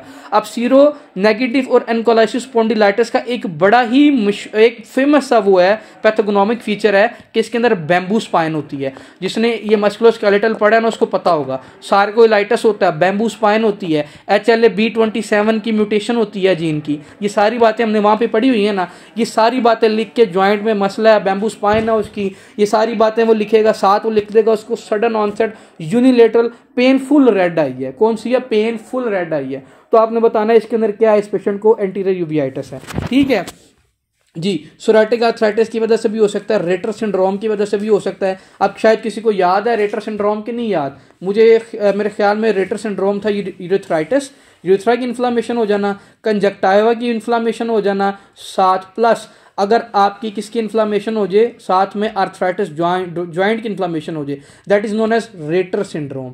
ठीक है, जहां तक मुझे याद पता है रेटर सिंड्रोम यही होता है। खैर आगे आ जाए, थोड़ा सा इसको लेके चलते हैं। अल्सरेटिव कोलाइटिस की वजह से भी हो सकता है, सार्कोडोसिस की वजह से भी हो सकता है। जो मोस्ट इंपॉर्टेंट बात है सारी भूल जाए बेशक, ये नहीं भूलनी चाहिए आपको। सीरोनेगेटिव स्पॉन्डिलो आर्थ्रोपैथीज की वजह से आपका क्या हो सकता है, यूवियाइटिस हो सकता है। इन्फेक्शन में वही आपको पता है जो सिस्टेमिक इन्फेक्शन है, TB, leprosy, syphilis, gonorrhoea, fungal infection, toxoplasmosis, ये आपने बस जेन में रखने हैं, भूलने नहीं है, ये भी आपके करवा सकते हैं। ठीक है, अब क्लिनिकल फीचर की तरफ आते हैं। इसके अंदर पता क्या होगा, आपको पहले एग्जामिनर बताएगा कि उसको कोई ना कोई ऑटोम्यून डिजीज ऑलरेडी चल रही है। पहली इंपॉर्टेंट बात तो एग्जामिनर ने मुझे ये बता दीजिए कि उसके अंदर ऑटोम्यून डिजीज चल रही है। दूसरी वो ये बताएगा कि इसके अंदर क्या होगा, पेनफुल यूनिलेटरल रेड आई नजर आएगी इसके अंदर मुझे। ठीक है, प्लस वो इसके अंदर लिख लेगा साथ पेशेंट को क्या है, बैम्बो स्पाइन भी है, साथ फीवर भी है। What is most likely diagnosis, the answer will be the anterior uveitis होगा इसके अंदर। ठीक है, क्या होगा, एंटीरियर यूवियाइटिस होगा जी। इसके अंदर लॉस ऑफ विजन होगी, इन्फ्लेमेशन हो रहा है तो विजुअल एक्यूटी तो कम होगी ना उसकी, विजन भी इसके अंदर लॉस होना स्टार्ट हो जाएगी। आई एक होगा, photophobia, lacrimation, least important feature, eyelashes normal होंगे, आईलिड इसके अंदर स्वॉलन होगी क्योंकि इसके अंदर लैक्रिमेशन ज्यादा हो रही है, इसीलिए आईलिड स्वॉलन होगी इसके अंदर। कंजक्टिवा, कंजेस्टेड कॉर्निया, हीजी नजर आएगा इसके अंदर। ठीक है, आगे आ जाए। इसके अंदर एक और इंपॉर्टेंट हॉलमार्क हमने पढ़ा था कि डायलेटेड प्यूपिल किसके अंदर होता है, शाबाश डीडीज बना लें। हमने डायलेटेड प्यूपिल पढ़ा था, किसके अंदर पढ़ा था, एक्यूट कंजस्टिव ग्लूकोमा के अंदर पढ़ा था, यही पढ़ा था ना। अगर एग्जामिनर लिख ले कि जो उसका प्यूपिल है बच्चों वो क्या कर रहा है, कॉन्स्ट्रिक्ट कर रहा है, बाकी लिख ले पेनफुल रेड यूनिलेटरल आई सारी। अगर अब सिर्फ अब दोनों का ना देखें, मैं आपको यहाँ पर डिफ्रेंशिएट करके दिखाता हूँ। अगर एग्जामिनर ये बात लिखे कि उसके अंदर थोड़ी सी वीडियो लंबी हो जाएगी, पेनफुल रेड आई है ना, पेनफुल रेड आई, साथ वो इसके अंदर लिख दे कि जो प्यूपिल है वो कौन सा है, डायलेट, मुझे इसके अंदर प्यूपिल मिल रहा है, क्या मिल रहा है, डायलेटेड प्यूपिल मिल रहा है। साथ वो इसके अंदर लिख ले पेनफुल रेड आई, डायलेटेड प्यूपिल, और आपसे पूछे what is most likely diagnosis, और साथ में ये लिख दे यूनिलेटरल हो रहा है। ठीक है, यूनिलेटरल तो इंपॉर्टेंट है ना इसमें, यूनिलेटरल तो आपने बताना है किसकी बात कर रहा है, एक्यूट कंजस्टिव ग्लूकोमा की बात कर रहा है। अगर इसी क्वेश्चन को मैं थोड़ा सा और चेंज करूं, मैं क्या लिखूं, पेनफुल रेड आई लिख दूं, इसके अंदर यूनिलेटरल लिख दूं, इसके अंदर एक साइड की आंख दर्द हो रही है, लाल भी है, मैंने जब उसके क्या किया, स्लिट एग्जामिनेशन की, पीपल मुझे कॉन्स्ट्रिक्ट मिला, तो मुझे ये बताया पीपल कॉन्स्ट्रिक्ट कर रहा है। अभी मैंने आपको बताया किसके अंदर होता है यार, अभी तो पढ़ा है हमने किसके अंदर, एंटीरियर यूवियाइटिस के अंदर। तो इस पेशेंट को क्या अब एंटीरियर यूवियाइटिस, ये याद रखना है। ठीक है, इतनी बड़ी जो तमीज़ बांधी है वो सिर्फ आपको ये बताने के लिए कि इस पेशेंट के अंदर क्या हो रहा है, एंटीरियर यूवियाइटिस हो रहा है। ठीक है, वही गोनोस्कोपी स्लिट लाइक एग्जामिनेशन करेंगे, लेंस नॉर्मल आएगा, फंडोस्कोपी नॉर्मल आएगी। हाइपोपायोन तब होता है कि अगर आपकी फीवर, आपको इन्फ्लामेशन के बाद अगर पस वहाँ पे पड़ जाए ना आपके एंटीरियर चैम्बर के अंदर, तो उसको हम क्या बोलते हैं, हाइपोपायोन बोलते हैं। और अगर एंटीरियर चैम्बर के अंदर आपका ब्लड आ जाए तो उसको हम क्या बोलते हैं, इसको हाइपोफीमिया बोलते हैं। कॉम्प्लिकेशन क्या हो सकती है, इसको ठीक ना किया तो आपका इंट्राऑक्यूलर प्रेशर बढ़ जाएगा, ग्लूकोमा हो सकता है, एडियंस हो सकती हैं जिसको हम सिनिकी भी बोलते होते हैं, सैक्लेटिक मेम्ब्रेन बन सकती है, पोस्टीरियर अगर एंटीरियर को ठीक ना किया तो पोस्टीरियर यूवियाइटिस हो सकता है, और क्या हो सकता है, रेटिनल कॉम्प्लिकेशन या trophy of the eyeball, keratopathy वगैरह भी हो सकती हैं। ऐसा इंपॉर्टेंट नहीं है इसमें, जो इंपॉर्टेंट है वो आप याद रखना है। एक सेकेंडरी ग्लूकोमा, एक आपकी एडियंस हो सकती हैं, सैक्लेटिक मेम्ब्रेन इसके अंदर आपकी बन सकती हैं। ठीक है, ट्रीट द अंडरलाइन कॉज, क्या है हमारे पास, अगर तो हमारे पास पेशेंट आया, हमने सबसे पहले उसको एनसर्ट देना है, एनाल्जेसिक देंगे। अब उसका डायलेटेड प्यूपिल है, हमने वहाँ, अब इसके अंदर क्या था, कॉन्स्ट्रिक्टेड प्यूपिल है ना, वहाँ पे हमारे पास डायलेटेड था तो हमने एट्रोपिन नहीं दी थी, यहाँ पे तो कंस्ट्रिक्ट है तो हम क्या देंगे, एट्रोपिन नहीं देंगे इसके अंदर। तो आपने बताना भाई हम इसके अंदर एट्रोपिन देंगे, ठीक है। ड्रग ऑफ चॉइस पे स्टीरॉइड, क्यों, क्योंकि आपकी कौन सी डिजीज़ है, ऑटोइम्यून डिजीज़ है, तो हमारे पास हल कोई नहीं है इसका, we will just prefer the steroid. आगे आ जाओ एक्यूट कंजक्टिवाइटिस। कंजक्टिवा का मैंने आपको जब शुरू में डायग्राम दिखाई थी, कॉर्निया के बाहर ऐसे करके कंजक्टिवा पड़ा हुआ था, इसके 3 पार्ट दिखाए थे, वहाँ पे पालपेपर कंजक्टिवा दिखाया था, फिर मैंने आपको वहाँ पे बल्बर कंजक्टिवा दिखाया था, फिर मैंने आपको वहाँ पे कौन सा दिखाया था, फार्निसिस दिखाई थी। ये 3 पार्ट मैंने आपको वहाँ पे दिखाए थे, याद है कि नहीं, याद नहीं भी याद तो कोई बात नहीं है। अभी ये देख लें, कॉर्निया इसके पीछे पड़ा होता है, इसके पीछे मेरे पास एंटीरियर चैम्बर होता है, इसके बिल्कुल पीछे मेरे पास प्यूपिल होता है, प्यूपिल के बिल्कुल पीछे मेरे पास क्या होता है, लेंस पड़ा होता है, लेंस से पीछे मेरा पोस्टीरियर कंपार्टमेंट शुरू हो जाता है, ठीक है। Acute conjunctivitis inflammation of the conjunctiva. 3 तरह के कंजक्टिवा, पालपेबर है, बल्बर है और फार्निसिस है। हमने देखना है कि अब फॉर एग्जांपल इसकी लेयर्स कितनी होती हैं, 3 लेयर्स होती हैं इसकी भी, एपिथेलियल, एडिनॉइड लेयर और फाइब्रस लेयर। एडिनॉइड लेयर में मेरे पास गॉबलेट सेल्स पड़े हुए हैं, फाइब्रस लेयर में इलास्टिक कोलेजन पड़े हुए हैं, और एपिथेलियल लेयर 2 से 5 लेयर्स होती हैं इसकी। ब्लड सप्लाई आपने बताना है इसकी कौन सी होगी, कंजक्टिवल आर्टरी, कंजक्टिवल वेन होगी इसकी। नर्व सप्लाई आपने बताना ऑप्थेल्मिक नर्व सप्लाई करेगी, that is basically the branch of trigeminal nerve, और इसमें मैक्सिलरी नर्व इसको सप्लाई करेगी। मैक्सिलरी भी आपकी किसकी है, ट्राइजेमिनल नर्व की ही ब्रांच है। ट्राइजेमिनल नर्व की आगे 3 ब्रांचेज होती हैं, उनमें से जो 2 है वो आपकी क्या करेगी, आपने बताना है हमारी आई को सप्लाई करेगी, कंजक्टिवा को सप्लाई करेगी। लिम्फेटिक में आपने बताना प्री ऑरिकुलर लिम्फ नोड होता है, सब मैंडिबुलर लिम्फ नोड होता है। इसको एक दफ़ा देख लीजिएगा, कभी कभी इसमें से क्वेश्चन आ जाता होता है। Nerve supply, blood supply, lymphatic supply के अंदर से भी लेयर्स में तो फिर भी गुजारा हो जाता है। कॉजेज की तरफ आ जाए, अगर किसी पेशेंट के अंदर कंजक्टिवाइटिस हो रहा है तो उसकी क्या क्या कॉजेज हो सकती हैं, आपने बताना है जी। इसकी भी वही है, एक इन्फेक्टिव कॉज है, एक एलर्जिकल कॉज है। इन्फेक्टिव हमने 2 में डिवाइड किया, एक मेरे पास एक्यूट है, मेरे पास सब एक्यूट है।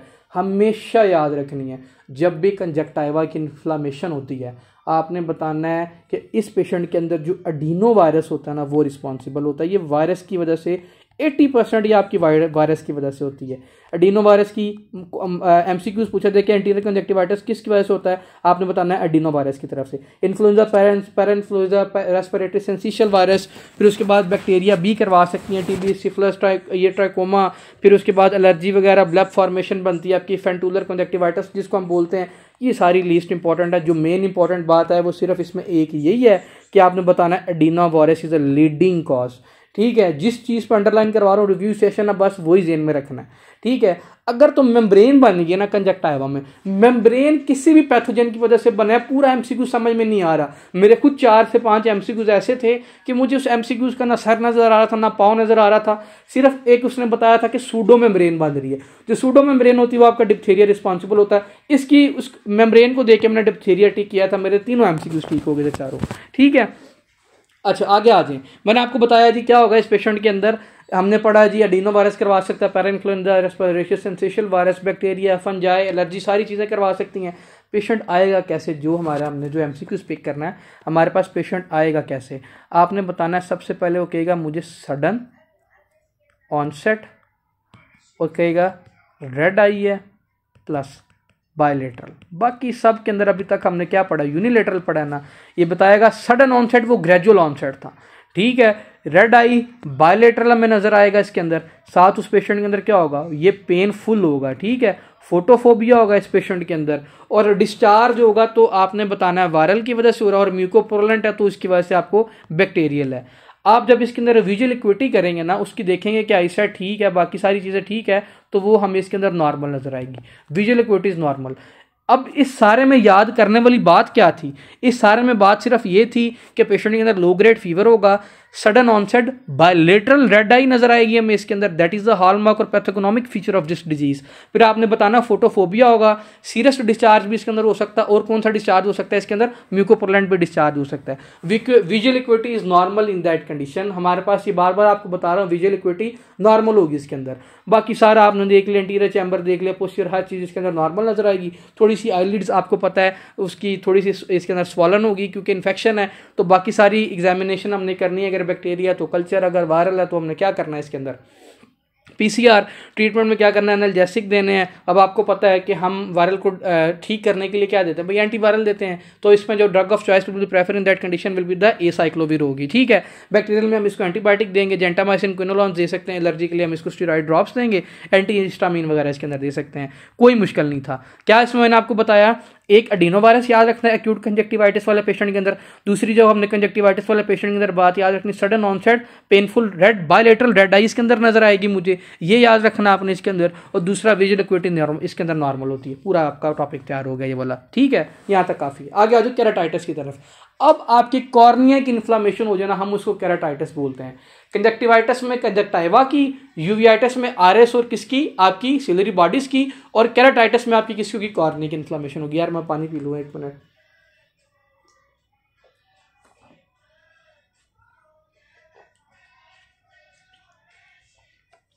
अच्छा जी, आगे आ जाओ। अब आगे डिस्कस करते हैं किसको, हमने बात करनी है कि केराटाइटिस क्या होता है, आपकी इन्फ्लेमेशन ऑफ द कॉर्निया होती है। कॉर्निया मैंने आपको बताया आपका एंटीरियर 1/6 पे प्रेजेंट होता है, ट्रांसपेरेंट इन नेचर होता है। ये सारी बातें हमने कर ली। डायोप्टिक पावर देख लें इसकी कितनी होती है, 42 से लेकर 45 तक होती है। कभी कभी एग्जामिनर बड़ा दिल करे तो पूछ लेता है, ठीक है। आपने बताना डायमीटर 11 से 12 होता है, थिकनेस इसकी 0.6 से लेके 1.2 mm तक होती। याद हो जाए तो ठीक है, नहीं तो कोई बात नहीं, खैर चलेगा, फिर भी गुजारा हो जाएगा। अच्छा आगे आ जाएं। अब फॉर एग्जांपल किसी के अंदर ये एक्यूट केराटाइटिस हो गया, आपने बताना कॉर्निया के भी आगे 5 लेयर हैं। एक एपिथेलियम है, एक बोमेन मेम्ब्रेन है, एक लेमिना प्रोपरिया, एक ये डेस्मन मेम्ब्रेन है, एक मेरे पास एंडोथीलियम है। ये 5 लेयर है। जो मेन इसके अंदर याद रखने वाली वो है लेमिना प्रोपरिया, ठीक है। ये आपकी 90% थिकनेस जो मेंटेन करती है कॉर्निया की, वो आपकी लेमिना प्रोपरिया, ये याद रखनी है। लेमिना प्रोपरिया आपकी क्या करती है, ये स्ट्रोमा भी हम इसको बोलते हैं, और ये थिकनेस मेंटेन, सब में आपने स्ट्रोमा जरूर याद रखना है। उसमें आपकी ब्लड वेसल सारी चीज़ें होंगी, ठीक है। आगे आ जाए। अगर अच्छा मैं आपको एक बात बताना शुरू में भूल गया, कॉर्निया बेसिकली ना हमारे पास ए वास्कुलर इन नेचर है, इसकी अपनी कोई ब्लड सप्लाई नहीं है। तो आप पूछ सकते हैं कि सारी इसकी निक्रोसिस क्यों नहीं हो रही, इसकी एट्रॉफी क्यों नहीं हो रही अगर इसकी अपनी ब्लड सप्लाई नहीं है। तो इसका आंसर पता क्या है, ये अपनी न्यूट्रिशन लेता है एक्वस ह्यूमर से। किससे लेता है आपकी न्यूट्रिशन, अपनी इसकी जो मेन न्यूट्रिशन है वो अपनी एक्वस ह्यूमर से लेता है। ये vascular structure in nature nutrition आपकी एक्वस ह्यूमर से अपनी लेता है, ऑक्सीजन डायरेक्टली इन्वायरमेंट से लेता है। ब्लड सप्लाई जो इसकी है आपने बताना है कि कुछ वेसल जो लिम्बल वेसल्स होती है ना, पेरिफेरल वेसल, छोटी छोटी छोटी नुकरों पे जो वेसल्स होती हैं वो इसको सप्लाई कर रही होती हैं। और नर्व सप्लाई इसकी क्या है, ऑफ्थैल्मिक डिवीजन ऑफ किसकी, ट्राइजेमिनल नर्व। आपने याद रखना कंजक्टाइवा हो आपका कॉर्निया हो, जो ब्लड सप्लाई जो वेनस सॉरी नर्व सप्लाई है वो आपकी ट्राइजेमिनल ब्रांच की जो ऑफ्थैल्मिक है वो इसको सप्लाई करेगी, ठीक है। इसकी कॉजेज की तरफ आ जाए। हमने एडिनोवायरस किसकी कॉज में पढ़ा, कंजक्टिवाइटिस की कॉज में पढ़ा। हम अब क्या पढ़ रहे हैं, केराटाइटिस। ये भी एक वायरस की वजह से ही होगा। वो कौन सा होगा, आपने बताना है हर्पेक्स सिंप्लेक्स वायरस और हर्पेस ज़ूस्टर वायरस। इसका जब भी क्वेश्चन आता है ना हर्पेक्स सिंप्लेक्स वायरस का, वो बात करता है वेजिकल्स की। बॉडी पे पूरे वेजिकल्स हो रहे हैं। चिकन पॉक्स में भी तो आपका यही होता है ना, वेजिकल्स बनते होते हैं। साथ वो कहेगा कि आंख में आपका अल्सर हो रहा है, किस नेचर का, डेंड्रेटिक अल्सर हो रहा है। व्हाट इज मोस्ट लाइकली, फिर इसके अंदर आपने बताना है एक्यूट केराटाइटिस होगा। अभी तो ये था सीरस, ये सीरस इससे डिस्चार्ज होगा इसकी वजह से होगा म्यूकोपुलर डिस्चार्ज होगा। बैक्टीरिया ग्राम पॉजिटिव, वो स्टेफिलोकोकस स्टेप्टोकोकस सिमिफ्लस इन्फ्लुएंजा, बैक्टीरिया में टीबी, सिफिलिस, माइकोटिक हाइपोफायोन की वजह से, ये सारी लिस्ट इंपॉर्टेंट है। ये भी एक दफ़ा रीड कर लेना। जो मेन इंपॉर्टेंट थी, जो क्वेश्चन की तमीद बांधने वाली थी, तो वो बस यही थी, वो मैंने आपको बता दी। सब में एक एक दो बातें इंपॉर्टेंट है। आगे आ जाओ। एलर्जी की वजह से भी हो सकता है, वाइटामिन की डेफिशिएंसी की वजह से भी हो सकता है। अच्छा अब देखिए, ये वायरल इन्फेक्शन हो गया कॉर्निया का। हमें ना हर चीज़ की प्रैक्टिस करने की मतलब प्रैक्टिस कर सकते हैं एक्सेप्ट ऑफ्थल्मोलॉजिस्ट एज क्यों हम इसलिए नहीं कर सकते क्योंकि आई में एक ऐसी डिजीज़ है जिसको ठीक करने के लिए आप स्टीरॉइड दे दोगे ना, तो उसकी वजह से क्या होगा, उसके अंदर विजन लॉस हो जाएगा उसका, ठीक, कंप्लीट विजन लॉस हो जाएगा उसका। अब वो कौन सी डिजीज़ है, वो जो अभी हम पढ़ रहे हैं केराटाइटिस, वो यही है। Steroid is totally Contra indicated in keratitis. Very very important MCQs, एक इसमें ये, एक इसमें हर्पेस सिम्प्लेक्स वायरस, एक इसमें हर्पेस ज़ूस्टर वायरस। ये 3 एमसीक्यूज मैंने आपको बता दिए, ठीक है। अगर अब क्वेश्चन देखो कैसे आता है। 21 ईयर ओल्ड मेल आपके पास आया, sudden onset unilateral painful red eye. After the taking the steroid drops from a general practitioner he has developed irreversible complete blindness, what is most likely diagnosis. आपने बताना है इसके अंदर डेंड्रिटिक अल्सर बन गए हैं, वो किस वजह से बने हैं आपको आपने बताना है जी, herpes simplex वायरस था उसमें आपने स्टेरॉइड दे दिया, उसकी वजह से क्या बन गए, डेंड्रिटिक अल्सर बन गए, कंप्लीट विजन लॉस होगी। इसको हम क्या बोलते हैं, एमीबॉयड रिएक्शन भी बोलते होते हैं। क्या बोलते हैं, एमीबॉयड रिएक्शन भी बोल रहे होते हैं। अब इसका पेशेंट मेरे पास कैसे आएगा, इन्फ्लामेशन हो रही है ना, पहले तो आपने बताना है ये आएगा यूनिलेटरल, फिर आपने बताना है हमें इसके अंदर क्या मिलेगी, रेड आई मिलेगी, लैक्रीमेशन मिलेगा, फिर उसने बताना है क्वेश्चन जब वो आपको देगा साथ इसके अंदर लिख देगा विजुअल एक्यूटी इसके अंदर क्या होगी, कम होगी। क्या होगा, विजुअल एक्यूटी क्या होगी, कम होगी, क्योंकि आपकी जो लाइट को क्रॉस करेगी, कॉर्निंग को क्रॉस करेगी, प्रॉपर से इतना क्रॉस नहीं कर सकेगी इन्फ्लामेशन की वजह से, तो विजुअल एक्यूटी कम हो जाएगी। उसके अंदर नॉर्मल थी कंजक्टिवाइटिस वाले पेशेंट के अंदर, इसके अंदर कम है। साथ वो बता देगा इसके अंदर क्या है, इसके अंदर आपको वो बताएगा कि हमें वाइट स्पॉट मिले हैं, किस पे, वाइट स्पॉट मिले हमें कॉर्निया पे, वाइट स्पॉट उसने कॉर्निया पे देखे हैं। What is most likely diagnosis, तो answer will be the acute keratitis in that condition. ठीक है, जब हमने उसको क्या किया, हमने फ्लोरेसेंट ड्रॉप डालने आई में, अगर तो वो येलो हो जाए तो इसका मतलब ये है कि आपका कॉर्निया नॉर्मल है। अगर आपने इसके अंदर फ्लोरेसेंट ड्रॉप डाले हैं, उसका जो कॉर्निया है वो आगे किसके अंदर चेंज हो जाए, ग्रीन कलर में कॉर्निया हो जाए, तो answer will B corneal ulcer हो रहा है इसके अंदर, एक्यूट केराटाइटिस देखेंगे इसके अंदर। Visual acuity come, sudden loss of vision होगा इस पेशेंट के अंदर। फिर हमने इस पेशेंट के अंदर और क्या देखना, आईलैशेस नॉर्मल होंगी, आईलिड भी नॉर्मल होगा, कंजक्टिवा रेड, बाकी सारी चीज़ें वही हैं, प्यूपिल नॉर्मल सब कुछ। फिर हमने इसके अंदर क्या इसमें ट्रीटमेंट क्या देना भाई, एंटीवायरल देंगे इसके अंदर।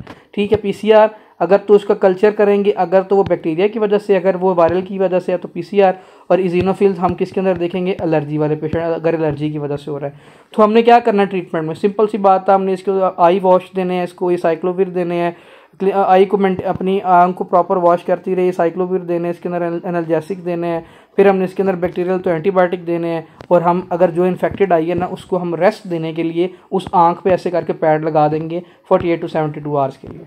ठीक है, बस यही है। अगर इससे भी फ़र्क नहीं पड़ता तो हम क्या करेंगे, कॉटराइजेशन कर देंगे उस अल्सर की जो बन गया है। अगर पेरिफेरल है तो कॉटराइजेशन करेंगे, अगर सेंट्रल है तो ग्राफ्टिंग कर देंगे, कॉर्निया रिप्लेस ट्रांसप्लांट कर देंगे इसके अंदर। ठीक है, पेरिफेरल है तो क्या करेंगे, कॉटराइजेशन कर देंगे, सेंट्रल है तो क्या करेंगे, ट्रांसप्लांट कर देंगे। ये था मेरा सारा कॉर्निया। यहाँ पे कॉर्निया में जो जो मसला था मैंने आपको बता दिया। इसको हम केराटाइटिस भी बोलते हैं, एंटीयर 16 पे ये इसकी वो है डिवीजन है।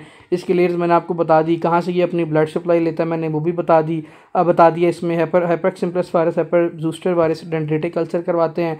अगर स्टेरॉइड करेंगे और स्टेरॉइड देंगे और उसकी वजह से ज़्यादा वर्ष हो जाए फीचर, तो किसका है मसला आपने बताना है, ये हमारे कॉर्निया का इशू है। ठीक है, आगे आ जाए आपकी किसकी तरफ, स्क्लेरा की तरफ। स्क्लेरा मैंने आपको बताया था पोस्टीरियर 5-6 पे होता, दिखाया भी था डायग्राम के अंदर। ये क्या करता था, आपने बताना है कि आपकी जो आई की बाकी सारे स्ट्रक्चर थे उनको उसकी नॉर्मल पोजीशन पर रखता है, प्रोटेक्शन प्रोवाइड करता है। चिल्ड्रन में ये रेडिश ब्लू इन नेचर होता है, ठीक है, और क्या होता है, और बड़ों में ये येलोइश इन नेचर होता है। जब भी हमने एक डिजीज़ पढ़ी थी, कल भी मैंने आपको एक डिजीज़ पढ़ाई थी, ऑस्टियोजेनेसिस इम्परफेक्टा, इसमें ENT में भी जिक्र आया था ना। आपने बताना है इसके अंदर पैथोलॉजिकल फ्रैक्चर बार बार होंगे, ब्लू स्क्लेरा होगा, याद आया ना, ब्लू स्क्लेरा इसके अंदर होगा।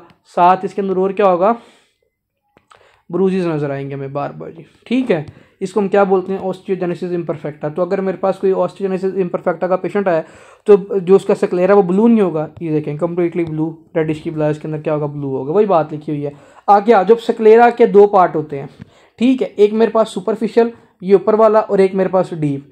ठीक है, अगर इसकी इन्फ्लेमेशन होगी तो क्या करेंगे, स्क्लेराइटिस नहीं कहेंगे, एक्यूट एपिस्क्लेराइटिस सुपरफिशियल का हो गया, स्क्लेराइटिस नीचे वाले डीप लेयर का हो गया। सबसे पहले इसको साथ साथ लेकर चलते हैं। It is acute information of the superficial sclera, ऊपर वाले स्क्लेरा का मसला होगा तो एपिस्क्लेराइटिस कहेंगे। इसकी डिजीज में आपने बताना है ऑटोइम्यून डिजीज की वजह से हो सकता है, कॉजेज में कौन सी, SLE सिस्टेमिक लूपस एरिथेमाटिस, इसका तो आपको पता ना टाइप 3, इसके अंदर हाइपर सेंसिटिविटी रिएक्शन होता है। फिर हमने इसके अंदर बताना है इसके अंदर और क्या होता है, आपने बताना पैनसाइटोपिनिया इसके अंदर देखते हैं, बटरफ्लाई रैश इसके अंदर देखते हैं, ये सारे SLE के फीचर है। प्लस वो लिख देगा इसके अंदर क्या है, sudden onset unilateral painful red eye मिल रही है मुझे, फोटोफोबिया और lacrimation. What is most likely diagnosis, then answer will be the episcleritis. इसी सवाल को मैं थोड़ा सा क्या करूँ, रिमेटॉइड आर्थराइटिस के साथ एसोसिएट करूँ। इसके अंदर वो क्या कहेगा, एक पेशेंट आया मेरे पास, उसके अंदर क्या है, वो मुझे बताएगा कि जी इसके अंदर स्वान नेक डिफॉर्मिटी इसको मिल रही है, जी थंब नज़र आ रहा है इसके अंदर। क्या ये सारे फीचर रिमेटॉइड आर्थराइटिस के लिखवा रहा हूँ। जी थंब है, उसके अंदर स्वान नेक डिफॉर्मिटी है, अंदर उसकी डेविएट हुई हुई है, स्वान नेक डिफॉर्मिटी बताएगा इसके अंदर। साथ वो इसके अंदर ये पेशेंट के अंदर बताएगा मॉर्निंग स्टिफनेस है, लेकिन टाइम के साथ वो ठीक हो जाती है एक्टिविटी के साथ। मॉर्निंग स्टिफनेस ऑफ जॉइंट है, साथ लिखेगा sudden onset unilateral painful red eye in the periphery, photophobia भी है, लैक्रिमेशन भी है, same feature. What is most likely diagnosis? The answer will be, अगर तो are a feature plus eye feature तो क्या होगा? स्क्लेरा का इशू है, एक्यूट स्क्लेराइटिस है। अगर हमारे पास एस एल ई प्लस आई के फीचर, तो फिर किसकी बात कर रहा है? एपीस्क्लेराइटिस की बात कर रहा है। इसके एंड पे क्या आता है? ई आता है, मतलब एपी या एस एल ई के एंड पे ई आता है। तो इसको याद रखना है कि जो हमारा आई है वो भी तो ई से ही शुरू होता है ना, ठीक है। तो ई मतलब एस एल ई और ई मतलब आई, याद करने का तरीका ऐसे याद कर लीजिएगा, ठीक है, अगर नहीं भी किसी को याद होता तो। बाकी सारी वही हैं। हमें इसके अंदर क्या नज़र आएगा आपने बताना है। इसके अंदर सिंगल ये मेरी एक आई है ऐसे करके, एक सिर्फ सिंगल पॉइंट पे इन्फ्लामेशन नज़र आएगी एसएलई वाली, इसके अंदर डिफ्यूज इन्फ्लामेशन होगी सारी, ठीक है। फिर आपने बताना है ब्लड वेसल इसकी mobile deep sclera, blue red congested नज़र आएगा, बिनाइन है, ये परफोरेट करेगा स्क्लेरा, इसकी वजह से loss of urine, complete blindness हो सकती है। इसको हमने स्टेरॉइड ड्रॉप देने, दोनों का ट्रीटमेंट सेम ही है, ठीक है, कोई इसमें रॉकेट साइंस नहीं। एक दफ़ा इसको रीड कर लेना, मुझे उम्मीद है कि ये भी कवर हो जाएगा। आगे आ जाओ सब कंजक्टाइवल हेमरेज की वजह से। अब हेमरेज क्या होता है आपको पता है कि ब्लड वेसल उसकी क्या कर गई है। अब होता क्यों आपने बताना है, जब किसी का पेशेंट को क्या कर देता है, ब्लड प्रेशर काफ़ी ज़्यादा इंक्रीज कर देता है, उसकी वजह से सब कंजक्टाइवल हेमरेज अलार्मिंग कंडीशन है। आपने बताना है कि स्पॉन्टेनियस ब्लीडिंग होती है, इसके अंदर हीमाटोमा बन जाता है, इसके अंदर सडन ऑनसेट यूनिलेटरल रेड आई नज़र आती है, इसके अंदर पेन शेन कोई नहीं होती इसके अंदर, आपको पता है। एक आपने बताना है सडन, दूसरा यूनिलेटरल, तीसरी बात क्या बतानी है, रेड आई इसके अंदर हो रही है, चौथी बात बतानी no photophobia, no lacrimation, no loss of vision. अब आपने बताना है इसके अंदर हमें क्या नज़र आएगा जब हम इसकी वो एग्जामिनेशन करेंगे ना, इसके अंदर हम स्लिट लैम्प एग्जामिनेशन करेंगे, हमें ब्लड नज़र आएगा किस पे? कंजक्टाइवा पे नज़र आएगा ब्लड, ठीक है। Collection of the blood behind the conjunctiva, sorry पीछे बिहाइंड द कंजक्टाइवा नज़र आएगा इसके अंदर, ठीक है।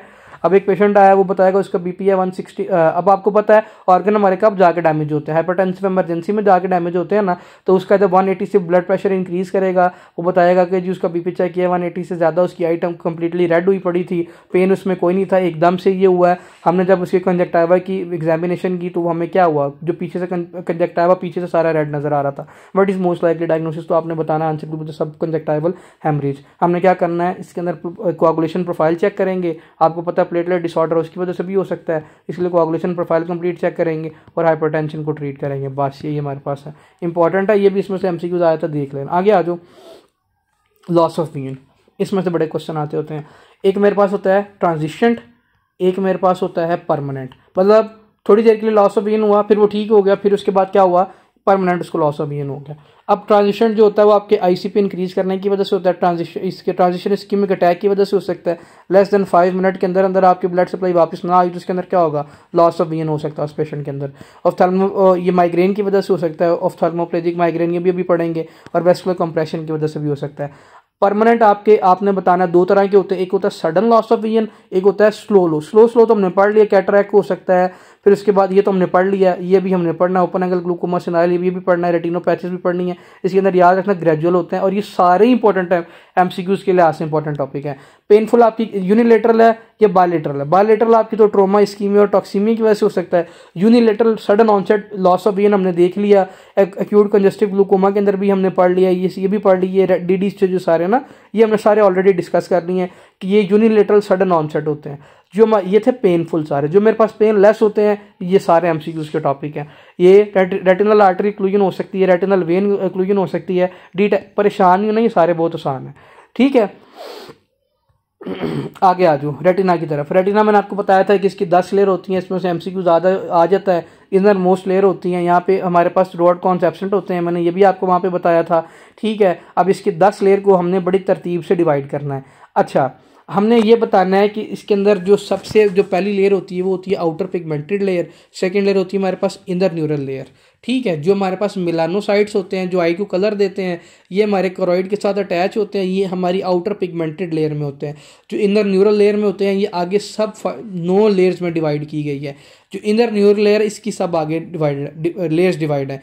जो आपकी हमारे पास outer pigmented layer inner neural layer, इसकी जो ब्लड सप्लाई है ये एमसीक्यूज आता है, कोरोइडल आर्टरी सप्लाई करती है इनको। कौन सी करती है? कोरोइडल आर्टरी सप्लाई करती है। लेयर्स कौन सी होती हैं? सब लेयर एक आपने बताना, layers of rod and cons होती है, एक्सटर्नल लिमिटिंग लेयर होती है, आउटर न्यूक्लियर लेयर होती है। इसकी भी क्या सप्लाई होती है? कोरोइडल आर्टरी सप्लाई होती है। ये याद रखना है कि हमारे पास प्लेक्सीफॉर्म लेयर होती है, एक हमारे पास आउटर प्लेक्सीफॉर्म, एक इनर प्लेक्सीफॉर्म, एक इनर न्यूक्लियर लेयर, एक मेरे पास कौन सी होती है? लेयर ऑफ गैंग्लियोनिक सेल्स होती हैं, एक हमारे पास नर्व फाइबर होती है और एक हमारे पास इंटरनल लिमिटिंग लेयर होती है। मेरी तरफ से इसको रट्टा लगाएं, जो मर्जी करें, इसको याद आपने ज़रूर करना है 10 लेयर्स को। ठीक है, 10 लेयर्स को ज़रूर याद करना है आपने। इसमें से जो मेन है मेलानोसाइट किसके अंदर प्रेजेंट होते हैं, और जो पहली 2 हैं हमारे पास जो main outer pigmented layer inner neural layer, इसकी ब्लड सप्लाई कौन सी? कोरोइडल आर्टरी है। जो मेरे पास ये है outer plexiform layer, inner nuclear layer, plexiform layer, inner layer of ganglionic cell, nerve fibre, इसकी क्या blood supply? Central retinal artery supply करती है इनको। ठीक है, ये आपने याद जरूर करना है। ब्लड सप्लाई देख लीजिए, कोरोइडल आर्टरी करती है कौन सी? Central retinal artery, branch of किसकी है? ऑफ्थेल्मिक आर्टरी है, वो सप्लाई करती है। वेनस सप्लाई सेम होगी, ये कोरोइडल वेन होगी बस, और सेंट्रल रेटिनल वेन होगी। रेटिनोस्कोपी पे 3C देखते हैं, वो मैंने आपको ऑलरेडी एक्सप्लेन कर दी, मैं यहाँ पे नहीं बताऊंगा। आगे आ जाए sudden loss of painless loss of vision. अब देखें पेनलेस लॉस ऑफ विजन में सबसे पहले जो मेन इंपॉर्टेंट टॉपिक है that is central retinal artery occlusion. जब भी आपकी मेन आर्टरी के एक्लूजन हो जाएगी ना, लॉस ऑफ विजन तो होगा ही होगा, न्यूट्रिशन उतनी जाएगी नहीं, नजर आएगा नहीं उस पेशेंट के अंदर, पेन सडन इन नेचर होगा। ठीक है, होगा क्यों? आपने बताना थ्रोम्बो एम्बोलिक इवेंट की वजह से हो सकता है। डीवीटी में क्या थ्रोम्बस बना, वो डिसलॉज हुआ, एम्बोलाई बना, एम्बोलाई से निकला हार्ट में आया, हार्ट से निकला आपके ब्रेन में गया, ब्रेन से आपके किधर आ गया? आई में आ गया, आई में आके सेंट्रल रेटिनल आर्टरी को उसने क्या कर दिया? इन्वॉल्व कर दिया। सेंट्रल रेटिनल आर्टरी को इन्वॉल्व कर दिया तो इसकी वजह से क्या हो जाएगा? आपने बताना sudden painless loss of vision हो जाएगा इस पेशेंट के अंदर। अथेरोस्क्लेरोसिस वेस्कुलाइटिस की वजह से भी ये हो सकता है। Least common most important cause of central retinal artery will be the thromboembolic event, embolus हो सकता है। ये मैंने बता दी। Sudden onset unilateral painless loss of vision होगा, विजुअल एक्यूटी कम होगी, लाइट परसेप्शन। अच्छा, इसमें इसको ना लाइट परसेप्शन, अगर उसको लाइट मारोगे ना तो उसको बहुत कम नजर आएगा, लाइट परसेप्शंस कम होंगी इसके अंदर। ठीक है, ये इंपॉर्टेंट पॉइंट है, याद रख लेना, जो सेंट्रल रेटिनल वेन से डिफ्रेंशिएट करेगा। बाकी सारी चीज़ें इसमें हमें नॉर्मल नजर आएंगी। हमें जो इसके अंदर रेटिनोस्कोपी पे ना, जो हमें मैक्यूला, इसका क्या मैक्यूला हमें क्या नजर आएगा? चेरी रेड इन नेचर नजर आएगा। क्यों? क्योंकि आपने बताना आर्टरी की ओक्लूजन हुई है वहां पे, इसीलिए हमें क्या नजर आएगा? चेरी रेड क्या नजर आएगा? इसके अंदर मैक्यूला नजर आएगा। ठीक है, अगर तो पेशेंट लेस देन 90 मिनट से आया तो हम उसको बचा सकते हैं रेटिना को, नहीं तो फिर हमारे पास रेटिना उठ जाएगा 90 मिनट के बाद। अब मैं इसको थोड़ा सा सम अप कर दूं आपको ईजी करने, इसको ईजी तरीके से याद करने के लिए। आपने बताना क्या होगा इसके अंदर? सडन लॉस ऑफ विजन बताना है, यूनिलेटरल, फिर आपने बताना है चेरी रेड स्पॉट नजर आएंगे। एग्जामिनर क्वेश्चन ऐसे ही पूछेगा, इससे बाहर नहीं आएगा। चेरी रेड स्पॉट नजर आएंगे इसके अंदर। ठीक है, और लाइट परसेप्शन तो उसको क्या है? कम नजर आएगा। ये सारे आप मोटे मोटे ना ऐसे फिंगर टिप्स पे भी पॉइंट बना लेंगे तो मैं कहता हूँ भूलेगा नहीं आपको। सेंट्रल रेटिनल आर्टरी ओक्लूजन, बस ये इसका आंसर है। अब हमने इसको ट्रीट कैसे करना है? अगर तो मेरे पास पेशेंट आया ना 90 मिनट से पहले मैंने क्या करना है? उसकी आई बॉल पे प्रेशर डालूंगा। आई बॉल पे प्रेशर डालूंगा तो वो थ्रोम्बस जो था, उसका एम्बोलाई बना हुआ था, वो टूट जाएगा, डिसलॉज हो जाएगा। ठीक है, जब वो डिसलॉज हो जाएगा तो वो क्या होगा? जो छोटी छोटी वेसल्स है रेटिनल आर्टरी की, उसमें चला जाएगा, लॉस ऑफ विजन नहीं होगी इसके अंदर। अगर तो उसका हाइपोटोनी हो गया, इंट्राओक्युलर pressure less than 10 millimetre mercury हो गया, तो फिर उसके अंदर मैं सीटाजोलामाइड दूंगा और पैरासेंटेसिस करूंगा। वेसोडाइलेटर दूंगा, वेसल्स को डायलेट करे ताकि कुछ तो ब्लड सप्लाई जाए। नाइट्रेट्स देंगे इसके अंदर, कार्बोजन इनहेलेशन देंगे इसके अंदर। 95% ऑक्सीजन होती है, 5% कार्बन डाइऑक्साइड होती है, ये भी रेशियो याद रख, पढ़ नजर मार लेना। एंटी प्लेटलेट्स भी देंगे इसके अंदर, एंटी कोगुलेशन नहीं देंगे, इसका कोई रोल नहीं। क्यों? क्योंकि भाई ये कहीं और से आ रहा है। ठीक है, जो थ्रोम्बस बन रहा है, ठीक है, थ्रोम्बो एम्बोलिज्म बन के तो हमारे पास आया है। तो इसीलिए हम क्या देंगे, इसके अंदर क्या करेंगे, इसके अंदर प्रेशर अप्लाई करेंगे ताकि जो थ्रोम्बस है वो टूट जाए, इसके अंदर डिसलॉज हो जाए, और वैसोडाइलेटर देंगे इसके अंदर, ठीक है। रेटिनल वेन ओक्लूजन की अगर मोस्ट इंपॉर्टेंट कॉज पूछी जो आपने बताना है अथीरोस्क्लेरोसिस, ठीक है। Atherosclerosis the most important cause, smoking, hypertension, diabetes, mellitus, ये तीन आपकी अथीरोस्क्लेरोसिस करवाती हैं। ओपन एंगल ग्लूकोमा भी और पॉलीसाइथीमिया वाले पेशेंट के अंदर भी हो सकता है, कोई वेस्कुलाइटिस वाले पेशेंट के अंदर भी हो सकता है। Same sudden onset unilateral painless loss of vision within minutes, ठीक है। विजुअल इक्विटी इसके अंदर भी कम होगी, फिंगर काउंटिंग भी नहीं कर सकेगा। एग्जामिनर बताएगा उसके अंदर लाइट परसेप्शन का मसला था, इसके अंदर वो क्या करेगा, अपनी उंगलियां तक नहीं गिन सकता, फिंगर काउंटिंग भी प्रॉपर नहीं कर सकता है। What is most likely diagnosis, sudden unilateral painless loss of vision plus unable to count the finger, what is most likely diagnosis. आपने बताना है इसके अंदर क्या होगा, सेंट्रल रेटिनल वेन ओक्लूजन होगा। लेफ्ट हर चीज़ के अंदर नॉर्मल नजर आएगी, कंजस्टेड हमें इसके अंदर डायलेटेड वेसल नजर आएंगी इसके अंदर, ठीक है। और हमें ना रेटिना ऐसे नजर आएगा जैसे पता नहीं वो कितना ही एंग्री लुकिंग रेटिना हमें इसके अंदर नजर आएगा। अपीयरेंस पूछी जाए तो आपने बताना है स्ट्रॉमी सनसेट अपीयरेंस होगी इसके अंदर, कौन सी, stormy sunset appearance plus unilateral loss of vision plus painless red eye, what is most likely diagnosis, central retinal vein occlusion. खुद ही आप 10 सवाल बना लो बेशक इसमें से। ट्रीट कॉम्प्लिकेशन क्या होगी, अगर आपने वेन को ठीक ना किया इसकी वजह से हेमरेज हो सकता है, विट्रस हेमरेज हो सकता है, वो आपको पता है वो बस्ट कर सकती है, मैकुलर एडीमा हो सकता है, वेस्कुलराइजेशन हो सकती है, ग्लूकोमा भी हो सकता है, इंट्रा ब्लॉक करके उसका इंट्राओकुलर प्रेशर बढ़ा देगा, ठीक है। ट्रीटमेंट फोटोकोआगुलेशन लेजर से ठीक करेंगे, ठीक है। और इसके अंदर क्या करेंगे, अगर सेंट्रल वेन इसके अंदर अगर इसकी सेंट्रल वेन खराब होगी ना तो हम उसको फिर ठीक नहीं कर सकते, डू नॉट इम्प्रूव, ठीक है। हाँ, इसके अंदर जो पेरिफेरल विजन होगी वो हम ठीक कर सकते हैं लेकिन सेंट्रल कोई नहीं कर सकते, ठीक है। बस इसके अंदर ये इंपॉर्टेंट पॉइंट याद रखना। अब मेरे से बोला नहीं जा रहा, खैर आगे आ जाए रेटिनल डिटैचमेंट की तरफ। आपने बताना है कि रेटिना सेपरेट हो गया, ठीक है। It is a separation of the outer pigmented layer of the retina from the inner neural layer of the retina. अब आपको कि सर ये हमें समझ नहीं है ये क्या लिखा हुआ है, यार ये देखो, जब मैंने आपको कहा था कि ये आपने लेयर्स याद करनी है, ये मेरे पास आउटर पिगमेंटेड लेयर है, ठीक है, और ये मेरे पास कौन सी है, इनर न्यूरल लेयर है, ये आपस में अटैच हैं एक दूसरे के साथ। तो जब ये दोनों सेपरेट हो जाएंगे तो मुझे ये बताओ जो जितनी भी रेटिनल्स की लेयर है वो सेपरेट नहीं हो जाएंगी आपस में, और भाई वो सेपरेट हो जाएंगी। That is why this is known as retinal detachment.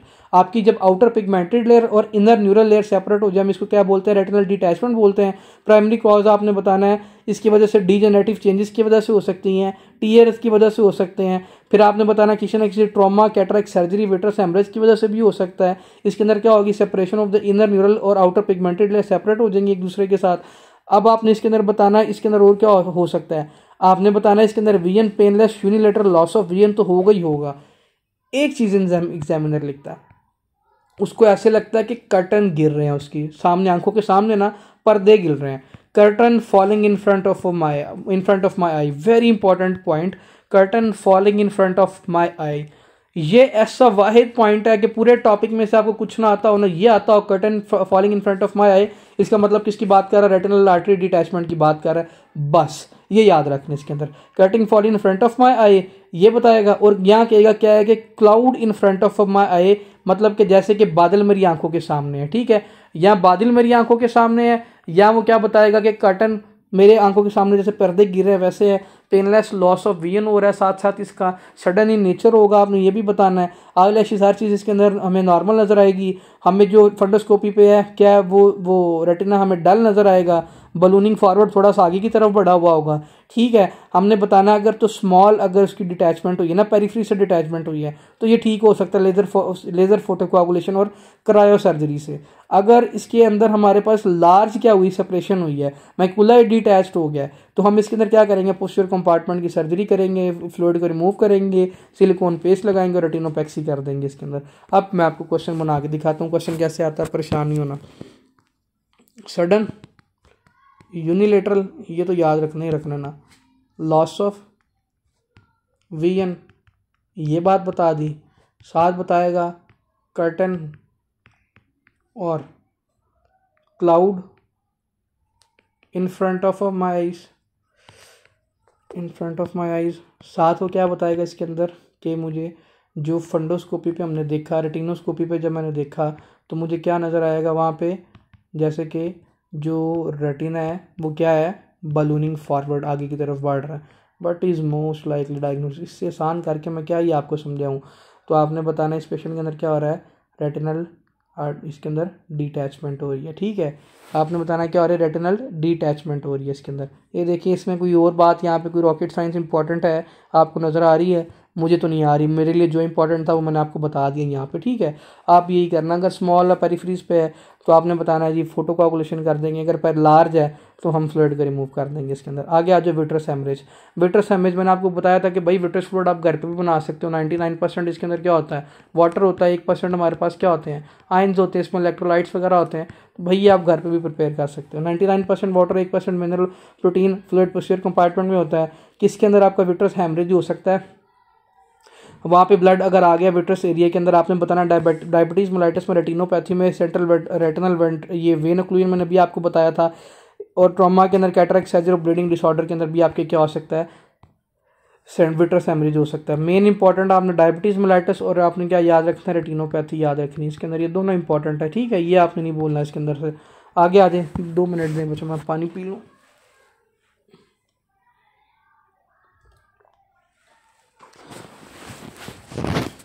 Risk factor क्या हो सकता है, डायबिटीज मेलाइटिस की वजह से भी आपका क्या होगा, विट्रस हेमरेज हो जाएगा। Sudden onset unilateral painless loss of vision, सब में ये no pain no lacrimation. Fundoscopy पे हमने जो मेन इंपॉर्टेंट बात हालमार्क का वो याद रखना है, हमें रेटिना नज़र ही नहीं आएगा, ठीक है, रेटिना कांट बी सीन। अच्छा, अब आप मेरे से ये भी पूछ सकते हो कि सर इसमें रेटिना क्यों नहीं नज़र आएगा जब हम फंडोस्कोपी कर रहे हैं। यार मैंने आपको जब यहाँ पे पोस्टीरियर कंपार्टमेंट बताया 99% वाटर था, 1% आपके पास क्या था, वो था फ्लूइड था हमारे पास, वो आइंस थे मेरे पास। तो जब इस सारे एरिया में ब्लड आ जाएगा तो मुझे ये बताएं जो पीछे रेटिना पड़ा वो नज़र आएगा इसमें से, भाई नहीं है, नज़र आएगा, तो रेटिना नज़र ही नहीं आएगा। इसका मतलब किसकी बात कर रहा है अब ये विट्रस हेमरेज की बात कर रहा है। इतनी आसान सी हॉलमार्क्स है ना सारे कि मतलब इजीली क्वेश्चन पिक हो जाएगा, ठीक है। तो आपने बताना है जी हमें रेटिना नज़र नहीं आएगा, दैट इज़ हॉलमार्क्स। इसके अंदर हमने क्या करना है, शुगर को कंट्रोल करें जी, अपने सेल्फ लिमिटिंग का खुद ही भी ठीक हो सकता है। अगर नहीं ठीक हो रहा, 3 महीने से ज़्यादा हो गए हैं, तो आपने क्या करना है, इसके अंदर विट्रेक्टोमी कर देनी और placement of the prosthetic vitreous gel खुद से प्रिपेयर करके आपने विट्रस जेल वहाँ पे डाल देनी होती है। बस 3 महीने से कम में तो खुद ही ठीक होगा, ठीक नहीं हो रहा तो आपने क्या करनी है, ये विट्रेक्टोमी कर दी और इसके अंदर प्रोस्थेटिक विट्रस जेल डाल दें, ठीक है।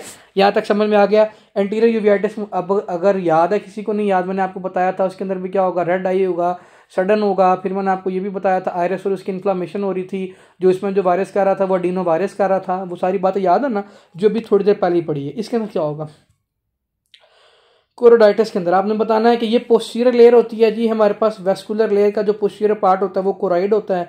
अगर किसी को पोस्टीरियर यूवियाइटिस हो गया, इसमें से क्वेश्चन आया हुआ पास पेपर में, वो आपने बताना है it is inflammation of the choroid posterior uveal tract, middle vascular layer होती है, ब्राउन पिगमेंट इन नेचर होती है, रेटिनोस्क्लेरा के दरमियान मेरे पास कोराइड पड़ा होता है। मोस्ट इंपॉर्टेंट कॉज आपने बतानी है इसके अंदर, हमारे पास क्या हो सकती है, ये करवाएगी इन्फेक्शन, कौन सा, टीबी करवा सकता है, टोक्सोप्लाज्मोसिस और टोक्सोकारा। और जब भी इसका क्वेश्चन आता है किसका, पोस्टीरियर यूवियाइटिस का, वो पता क्या बताता है, वो ये बताता है इस पेशेंट के अंदर सार्कोडोसिस है। बस ये बच्चों याद रखना है, सार्कोडोसिस वाले पेशेंट फीचर सारे, प्लस वो आपको ये लिख के देगा उसके अंदर क्या है, sudden painless loss of vision हो रहा है इसके अंदर, ठीक है। Sudden onset unilateral painless loss of vision, what is most likely diagnosis, the answer will be choroiditis posterior uveitis. Greyish white raised patch नजर आते हैं, विट्रस ओपेसिटीज में नजर आती हैं, पस और एक्सुडेटेड उसके अंदर भी नजर आ रही थी, इसको हमने हाइपोपायन बोला था ना, तो इसके अंदर भी नजर आएंगी, पोस्टीरियर कैविटी के अंदर ग्रेश वाइट रेज पैच नजर आएंगे हमें इसके अंदर। कॉम्प्लिकेशन इसकी वजह से लॉस ऑफ विजन हो सकता है। हमने क्या करना है, फाइब्रस टिश्यू को रिप्लेस करना है। इन्वेस्टिगेशन ऑफ चॉइस क्या करना है, इसको हमने टीबी और सार्कोडोसिस को रूल आउट करना है। टीबी सार्कोडोसिस आपने बस याद रखना है, ये इंपॉर्टेंट है, ठीक है। एक में किज़ियाटिक ग्रैनुलोमा बनता है, एक में नॉन किज़ियाटिक ग्रैनुलोमा बनता है। किज़ियाटिक की बात करा मतलब टीबी नाइट स्वेट साथ होंगे, नॉन किज़ियाटिक की बात करें तो sarcoidosis plus sudden onset unilateral painless loss of vision होगा इस पेशेंट के अंदर, ठीक है। आगे आ जाओ ऑप्टिक न्यूराइटिस की तरफ। अब ऑप्टिक न्यूराइटिस क्या होता है, इन्फ्लामेशन और डीमाइलिनेशन हो जाता है किसकी, ऑप्टिक नर्व की। डीमाइलिनेशन अब आपकी ऑप्टिक नर्व की अगर हो गई है, अब इसकी दो टाइप्स हो सकती हैं, एक होती है एक्यूट, एक होती है क्रॉनिक। एक्यूट में क्या हो सकता है, अगर आपकी ऑप्टिक डिस्क की इन्फ्लेमेशन होगी तब भी आपकी ऑप्टिक नर्व डैमेज, अगर आपकी क्या होगी, आपकी ये बल्बर न्यूराइटिस हो गया तब भी आपका ऑप्टिक क्याज्मा डैमेज, अगर उसका न्यूरो रेटिनाइटिस हो गया तो ऑप्टिक प्लस रेटिना दोनों डैमेज हो गए इसके अंदर। ठीक है, इसकी इंपॉर्टेंट कॉज, इसमें भी सिर्फ एक ही बात इंपॉर्टेंट याद रखने वाली है जो हमने याद रखनी है। ये क्वेश्चन जब भी आएगा मल्टीपल स्क्लेरोसिस के साथ एसोसिएट करेगा। सारे मल्टीपल स्क्लेरोसिस वाले पेशेंट होंगे, साथ वो लिख देगा इस पेशेंट के अंदर क्या हो रहा है, sudden onset unilateral painless loss of vision, what is most likely diagnosis, the answer will be the, हमारे पास ऑप्टिक न्यूराइटिस होगा इस पेशेंट के अंदर। ठीक है, बस ये इंपॉर्टेंट बात थी, ये इसके अंदर आपने याद रखनी है। Sudden onset unilateral loss of vision होगा इस पेशेंट के अंदर, साथ वो ये लिखेगा इसके अंदर, और क्या हो रहा है, सारे मल्टीपल स्क्लेरोसिस वाले इसके अंदर फीचर होंगे। आपने बताना इस पेशेंट के अंदर क्या मसला हो रहा है, इस पेशेंट के अंदर हमारे पास ऑप्टिक न्यूराइटिस हो रहा है। ठीक है, यहाँ तक बात समझ में आ गई, तो आगे कंटिन्यू करते हैं। हमने देखना है इसके अंदर डायबिटीज मोलाइटिस भी करवा सकती है, न्यूरोसिफिलिस भी करवा सकता है, और क्या क्या चीज़ें हैं जो करवा सकती हैं। ये हमारे पास कुछ ड्रग्स हैं, उसमें आपने याद रखना है क्विनोलॉन्स जो होते हैं वो भी करवा सकती हैं। कौन सी, क्विनोलॉन्स जो होते हैं वो भी करवा सकती हैं। इथाइल अल्कोहल, ये जो शराब होती है ये भी करवा सकती है। इथाम्ब्यूटोल भी आपकी करवा सकती है। ये सारी चीज़ें हैं जो आपकी क्या करवा सकती हैं, ऑप्टिक नर्व को डैमेज करेंगी। जब ऑप्टिक नर्व डैमेज होगी इसके अंदर क्या होगा, आपने बताना है कि उसको फिर सही तरह भाई नज़र नहीं आएगा। ये सारी बातें इसके अंदर हमने याद रखनी है। ठीक है, अच्छा अब आगे चलते हैं, इसको थोड़ा सा लेके, और इस पेशेंट के अंदर क्या क्या होगा आपने बताना है कि हमारे पास ये लीडिंग कॉज है किसकी, वीकनेस की, न्यूरोलॉजिकल वीकनेस की। यंग एज के अंदर हमने रूल आउट करना है, फीमेल टू मेल रेशो 3:1 होगी। सडन, ये सारी बात मैंने आपको बता दी। पेनफुल मूवमेंट हो, आई मूवमेंट इसके अंदर पेनफुल होगी। लॉस ऑफ विजन मेरे पास पेन लेस होगा इसके अंदर। ठीक है, हमें इसके अंदर क्या नजर आएगा, colour vision red, D saturation red appear less red. बस ये भी याद रखना है कि जो हमारे पास लाल चीज़ें हैं, जैसे कि मैं जिस पेन से लिख रहा हूँ ये रेड है, ये इसको रेड, लाइट रेड नजर आएगा, डार्क रेड नहीं नजर आएगा। अगर मैं डार्क से लिख रहा हूँ तो उसको डार्क नजर नहीं आएगा। ठीक है, हमें क्या मिलेगा इस पे फंडोस्कोपी पे जो इसकी है, इसकी जो ऑप्टिक डिस्क है वो स्वॉलन नजर आएगी इसके अंदर। नॉर्मल इसके अंदर हमें क्या नजर आएगा, रेट्रोबल्बल न्यूराइटिस होगा इसके अंदर। हॉलमार्क इसके अंदर क्या है, मार्कस गंजा पीपल है। जब आप उसकी आंखों में लाइट मारोगे ना तो वो भाई कंस्ट्रक्ट नहीं करेगी। दिस इज नॉन एज, आपने यह क्या बताना है, हमारे पास ऑप्टिक न्यूराइटिस, मल्टीपल स्क्लेरोसिस वाले सारे फीचर। फिर आपने बताना है कि जो रेड कलर है वो सही तरह रेड नज़र नहीं आ रहा। फिर आपने बताना है इसके अंदर सारे यूनिलेटरल लॉस ऑफ विजन हो रहा है। फिर आपने बताना मार्कस गन प्यूपिल है इसके अंदर। फिर आपने, अगर वो पूछेगा but is most likely diagnosis, then answer will be the optic neuritis. फिर आपने बताना है इसके अंदर इन्वेस्टिगेशन करेंगे, ऑप्टिक नर्व को देखेंगे और treat the underline cause, steroid for 14 days देंगे इसके अंदर। यकीन करें मैं इस वक्त फुल थक गया हूँ और अभी काफ़ी पड़ी हुई है। ग्रेजुअल लॉस ये था सडन, अब हम शुरू कर रहे हैं ग्रेजुअल। ग्रेजुअल में आपने स्लोली लॉस ऑफ विजन होता है। हमने इसके अंदर जब याद रखना है, जब भी ग्रेजुअल लॉस ऑफ विजन होगा ना, तो इस पेशेंट के अंदर सबसे पहले आपने ये बताना है कि हम डिस्कस करेंगे ओपन एंगल ग्लूकोमा को। ओपन एंगल में जो आपका प्रेशर है वो 21 मिलीमीटर मर्करी से ज़्यादा होगा। ओपन एंगल, आपने एक और बात याद रखनी है, क्रोनिक कंडीशन के अंदर जाके होता है। फिर आपने बताना ये होता क्यों है, आपने ये बताना है कि जब हमारा इंट्राओक्यूलर प्रेशर 21 से ज़्यादा हो जाए, और साथ में इसके अंदर जो मैंने आपको ट्रेबिकुलर मेशवर्क लिखवाया था, केनाल ऑफ श्लेम लिखवाई थी, उसकी फाइब्रोसिस हो जाए। ठीक है, जब उसकी फाइब्रोसिस हो जाएगी तो बच्चे मुझे ये बताए कि जो उसका जो वो था इंट्राओक्यूलर प्रेशर था, जो इंट्राओक्यूलर फ्लूइड था वो प्रॉपर ड्रेन करेगा, भाई नहीं करेगा, फाइब्रोसिस हुई पड़ी है तो इंट्राओक्यूलर प्रेशर बढ़ जाएगा, 21 मिलीमीटर से मर्करी से ज़्यादा होगा। That we have to call this open angle glaucoma. ठीक है, we have to call this open angle glaucoma. As आपने बताना है मेल टू फीमेल इसके अंदर इक्वल होती है। ग्रेजुअल लॉस ऑफ विजन होता है इसके अंदर। अब हम बात करें ग्रेजुअल की। ग्रेजुअल, पहले हम सडन कर रहे थे। ग्रेजुअल लॉस ऑफ विजन होता है, बायलेटरल होता है। ये हमने पहले सारे यूनिलेटरल पढ़े थे ग्लूकोमा में, इनिशियल प्रेजेंटेशन। अच्छा, इसमें सिर्फ एक बात बताता हूँ आपको, फिर हम इसको ना क्या करते हैं क्लोज करते हैं। ये देखिए, ये तो इन्होंने डायग्राम बनाई है। एक मेरे पास सुपीरियर विजन होता है, एक मेरे पास नेजल विजन होता है, एक मेरे पास टेम्पोरल विजन होता है, एक मेरे पास सेंट्रल होता है, एक मेरे पास इन्फीरियर विजन होता है। जब भी मेरे पास ओपन एंगल ग्लूकोमा का पेशेंट आएगा ना, ओपन एंगल ग्लूकोमा में इसमें क्या होगा, जो उसका सेंट्रल और उसका क्या होगा, जो मेरे पास टेम्पोरल विजन है ना, इन साइडों से, सेंटर से और मेरी जो लेटरल साइड है उधर से बिल्कुल ठीक नज़र आ रहा है। ना मेरे से ऊपर से मेरे से देखा जा रहा है, ना मेरे से नेजल साइड पर देखा जा रहा है, ना मेरे से नीचे देखा जा रहा है। What is most likely diagnosis? The diagnosis will be the open angle glaucoma. ठीक है, ये देखिए उसने क्या लिखा, loss of superior nasal visions और साथ में इन्फीरियर विजन भी इसके अंदर डैमेज होगी। जो मेरे पास ठीक रहेंगी वो कौन सी होगी, मेरे पास सेंटर वाली और टेम्पोरल वाली ठीक होगी। Temporal and the central vision are intact, बिल्कुल ठीक होंगी, बाकी सारी खराब होंगी। आईलैशेस हर चीज़ इसमें हमें नॉर्मल नजर आएगी। अब ग्लूकोमा तो ऑप्टिक डिस्क की कपिंग नजर आएगी इसके अंदर। शॉर्ट स्टोनोमीटर पे प्रेशर देखा तो 21 से ज़्यादा होगा। Medical treatment will be the totally same as like किसका, क्लोज एंकल ग्लूकोमा का। और इसके अंदर सर्जिकल ट्रीटमेंट में हम क्या करेंगे, उसके अंदर हम बटन होल इरिडोटमी कर रहे थे, लेजर कर रहे थे। अब इसके अंदर ट्रेबिकुलर मैशवर्क का मसला है हमारे पास, तो हम इसके अंदर क्या करेंगे, आपने बताना है कि जो मैशवर्क कैपिलरीज हम उसको रिमूव कर देंगे, दैट इज नोन एज ट्रेबिकुलेक्टमी, या हम इसको लेजर से रिमूव करेंगे या हम वैसे रिमूव कर देंगे। समझ में आ गई। एक ही इंपॉर्टेंट बात थी वो मैंने आपको बता दी, फाइब्रोसिस हो रही है, मैंने आपको वो भी बता दी, ठीक है। हो क्यों रही है, किसी ना किसी डीजेनरेटिव डिजीज़ की वजह से हो रही है, कोई ना कोई उसकी जॉइंट डिजीज़ चल रही है, उसकी वजह से साथ ये मसला आ रहा है उसके अंदर। एज इसकी 40 से ज़्यादा होगी, ऑप्टिक डिस्क ज़्यादा होगी, male to female ratio equal होगी इसके अंदर। अच्छा, यहाँ तक समझ में आ गई। हाँ, आगे आ जाओ जी, सेनाइल मैक्यूलर डीजेनरेशन। अब इसके अंदर क्या कर रहा है, मैक्यूला डीजेनरेट कर रहा है, लीडिंग कॉज ऑफ ब्लाइंडनेस है यूके में और यूरोप में, ठीक है, यूएसए में। अब ये भी डिजेनरेटिव डिजीज़ की वजह से हो रहा है, 60 ईयर के बाद जाके होगी, ग्रेजुअल लॉस ऑफ विजन होगा इसके अंदर भी। अच्छा, और इसके अंदर साथ आपने ये बताना है कि जो मेरे पास वहाँ पे सेंट्रल और वो था, वो जो सेंट्रल और टेम्पोरल था वो ठीक थी, बाकी सारी ख़राब थी ना। इसके अंदर जो मेरी सेंट्रल है ना वो विजन ख़राब हो जाएगी, मुझे दरमियान से नज़र कुछ नहीं आएगा। एक तो ओल्ड एज होगी इसके अंदर, सुपीरियर, ये मेरे पास टेम्पोरल, ये मेरे पास इन्फीरियर, और ये मेरे पास नेजल, ये भी खराब, ये भी ठीक होगी, ये भी ठीक होगी, ये भी ठीक होगी, ये भी ठीक होगी, ये ठीक नहीं होगी। सेंट्रल पे मेरे इशू होगा, बाकी मेरी सारी ठीक होंगी, ठीक है। बस इतनी सी बात याद रखनी है सेनाइल मैक्यूलर डीजेनरेशन से। ओल्ड सेनाइल मतलब ओल्ड एज में 60 के बाद जाके होगा। Male to female gradual loss of vision bilateral होगा। पेरिफेरल विजन इसके अंदर इंटैक्ट होगी, सेंटर वाली ख़राब हो जाएगी। पिगमेंट हमें इसमें हेमरेज और एडीमा नजर आएगा मैक्यूला पे। क्यों, क्योंकि आपने बताया ओल्ड एज में जाके डीजेनरेशन हो रही है, इसीलिए हमें क्या हेमरेज नजर आएगा। लेजर फोटोकोआगुलेशन हम इसके अंदर कर देंगे। और जो इसमें फीचर आएंगे वो कौन से आएंगे, हार्नर सिंड्रोमल आएंगे, टोसिस आएगा, मियोसिस आएगा, और इसमें क्या आएगा, नाइट्रोसिस वगैरह इसके अंदर आएगा। आगे आ जाए रेटिनोपैथी, इसमें से वेरी इंपॉर्टेंट टॉपिक हमारे एग्जाम में इसमें से क्वेश्चन आता ही आता है। एक हाइपरटेंशन की वजह से हो सकती है, एक मेरे पास इसकी वजह से हो सकती है डायबिटिक।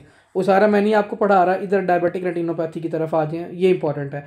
अगर जब भी किसी के अंदर डायबिटीज़, ये शुगर का लेवल बढ़ता है, ये वेस्कुलोपैथी करवा देता है, अथीरोस्क्लेरोसिस करवा देगा उस वेसल के अंदर। अब छोटी वेसल है तो माइक्रो एन्यूरिज्म, बड़ी वेसल है तो क्या रेटिनल हेमरेज करवा देगा, येलो पैचेस नजर आएंगी हमें, ठीक है। फिर हमें सारी किस पे नजर आ रही है, फंडोस्कोपी पे। एक बात याद रखनी है आपने इसके अंदर, हमने जब भी प्री प्रोलिफरेटिव रेटिनोपैथी होगी ना तो कॉटन वूल स्पॉट, जब भी एग्जामिनर एमसीक्यूज पूछता है कॉटन वूल स्पॉट नजर आ रहे हैं इसमें, तो किस डिजीज में देखेंगे, तो आपने बताना डायबिटिक रेटिनोपैथी में देखेंगे। अगर आपके पास वो पूछेगा कि उसके मैक्यूलोपैथी है तो हमें एडीमा और हेमरेज वगैरह नजर आएंगे, ये बाकी चीज़ों में भी नजर आ रहे थे, इसमें से लीस्ट नहीं पूछेगा एमसीक्यूज। जो पूछेगा वो कॉटन वूल स्पॉट है, आपने ये याद रखना है। प्रोलिफरेटिव के अंदर जाके आपकी नई वेसल्स बन जाती हैं, ये एक एमसीक्यूज आया हुआ है कि अगर उसकी प्रोलिफरेटिव फेज है तो आपने बताना कि न्यू वेस्कुलराइजेशन हो रही है उसके अंदर, ठीक है। रेटिनल डिटैचमेंट हो रही है, हमने पढ़ा था भी कि कैसे डिटैचमेंट होती है। इनर पिगमेंटेड, इनर और आउटर लेयर सेपरेट हो जाती है, इनर न्यूरल लेयर और आउटर पिगमेंटेड लेयर सेपरेट हो जाती है। हमने जब उसके अंदर अभी हेमरेज पढ़ा था ना, रेटिनल डिटैचमेंट पढ़ा था, उसमें मैंने आपको पढ़ाया था ये सारी चीज़ें। हाइपरटेंसिव की बात करेगा तो सिल्वर वायरिंग बता देगा आपको, बस आंखों में सिल्वर वायरिंग नजर आ रही है फंडोस्कोपी पे, तो कौन सा पेशेंट आपने बताना हाइपरटेंसिव रेटिनोपैथी है। इसके अंदर क्या होगा, सबसे पहले आपने बताना वेन सी कंस्ट्रिक्शन होगी, हेमरेज होगा इसके अंदर, फिर पेपिलोएडिमा होगा इसके अंदर, कंट्रोल हाइपरटेंशन और फोटोकोआगुलेशन करें इसके अंदर, ठीक है। सब कंजक्टाइवल हेमरेज हमने पढ़ा था ना, इसके अंदर भी क्या होगा, तो भाई वो भी हाइपरटेंसिव की वजह से ही हो रहा था। Cataract main important topic. अब आगे आ दो कैटरैक्ट की तरफ, कितना रह गया है, नाइल कैटरैक्ट काफ़ी पड़ा हुआ यार, खैर करना तो है ना। अच्छा, कैटरैक्ट आ जाए, एक मेरे पास कंजेनाइटल होता है जिसको आपको पता है कि जो मोतिया जिसको आप बोलते हो ना, वाइट स्पॉट नज़र आता है आंख पे, जिसको आप ल्यूकोरिया भी बोलते होते हैं, वो कौन सी डिजीज़ है आपने बताना कैटरैक्ट। एक मेरे पास कंजेनाइटल होती है, एक मेरे पास सेनाइल होती है। कंजेनाइटल में आपकी क्या होगी, ऑटोसोमल डोमिनेंट की वजह से हो सकती है। Maternal rubella infection very important, हमने पढ़ा था कि रूबेला इन्फेक्शन क्या करवाती है, पेट पीडीए करवा देती है, इंटेलेक्चुअल डिसेबिलिटी करवा देती है, और तीसरा हमारे पास था कैटरैक्ट, कंजेनाइटल कैटरैक्ट भी करवा सकता है, ठीक है। मैटरनल मैलन्यूट्रिशन बर्थ एस्फिक्सिया वाले पेशेंट, डाउन सिंड्रोम, गैलेक्टोसीमिया वाले पेशेंट के अंदर भी हो सकता है।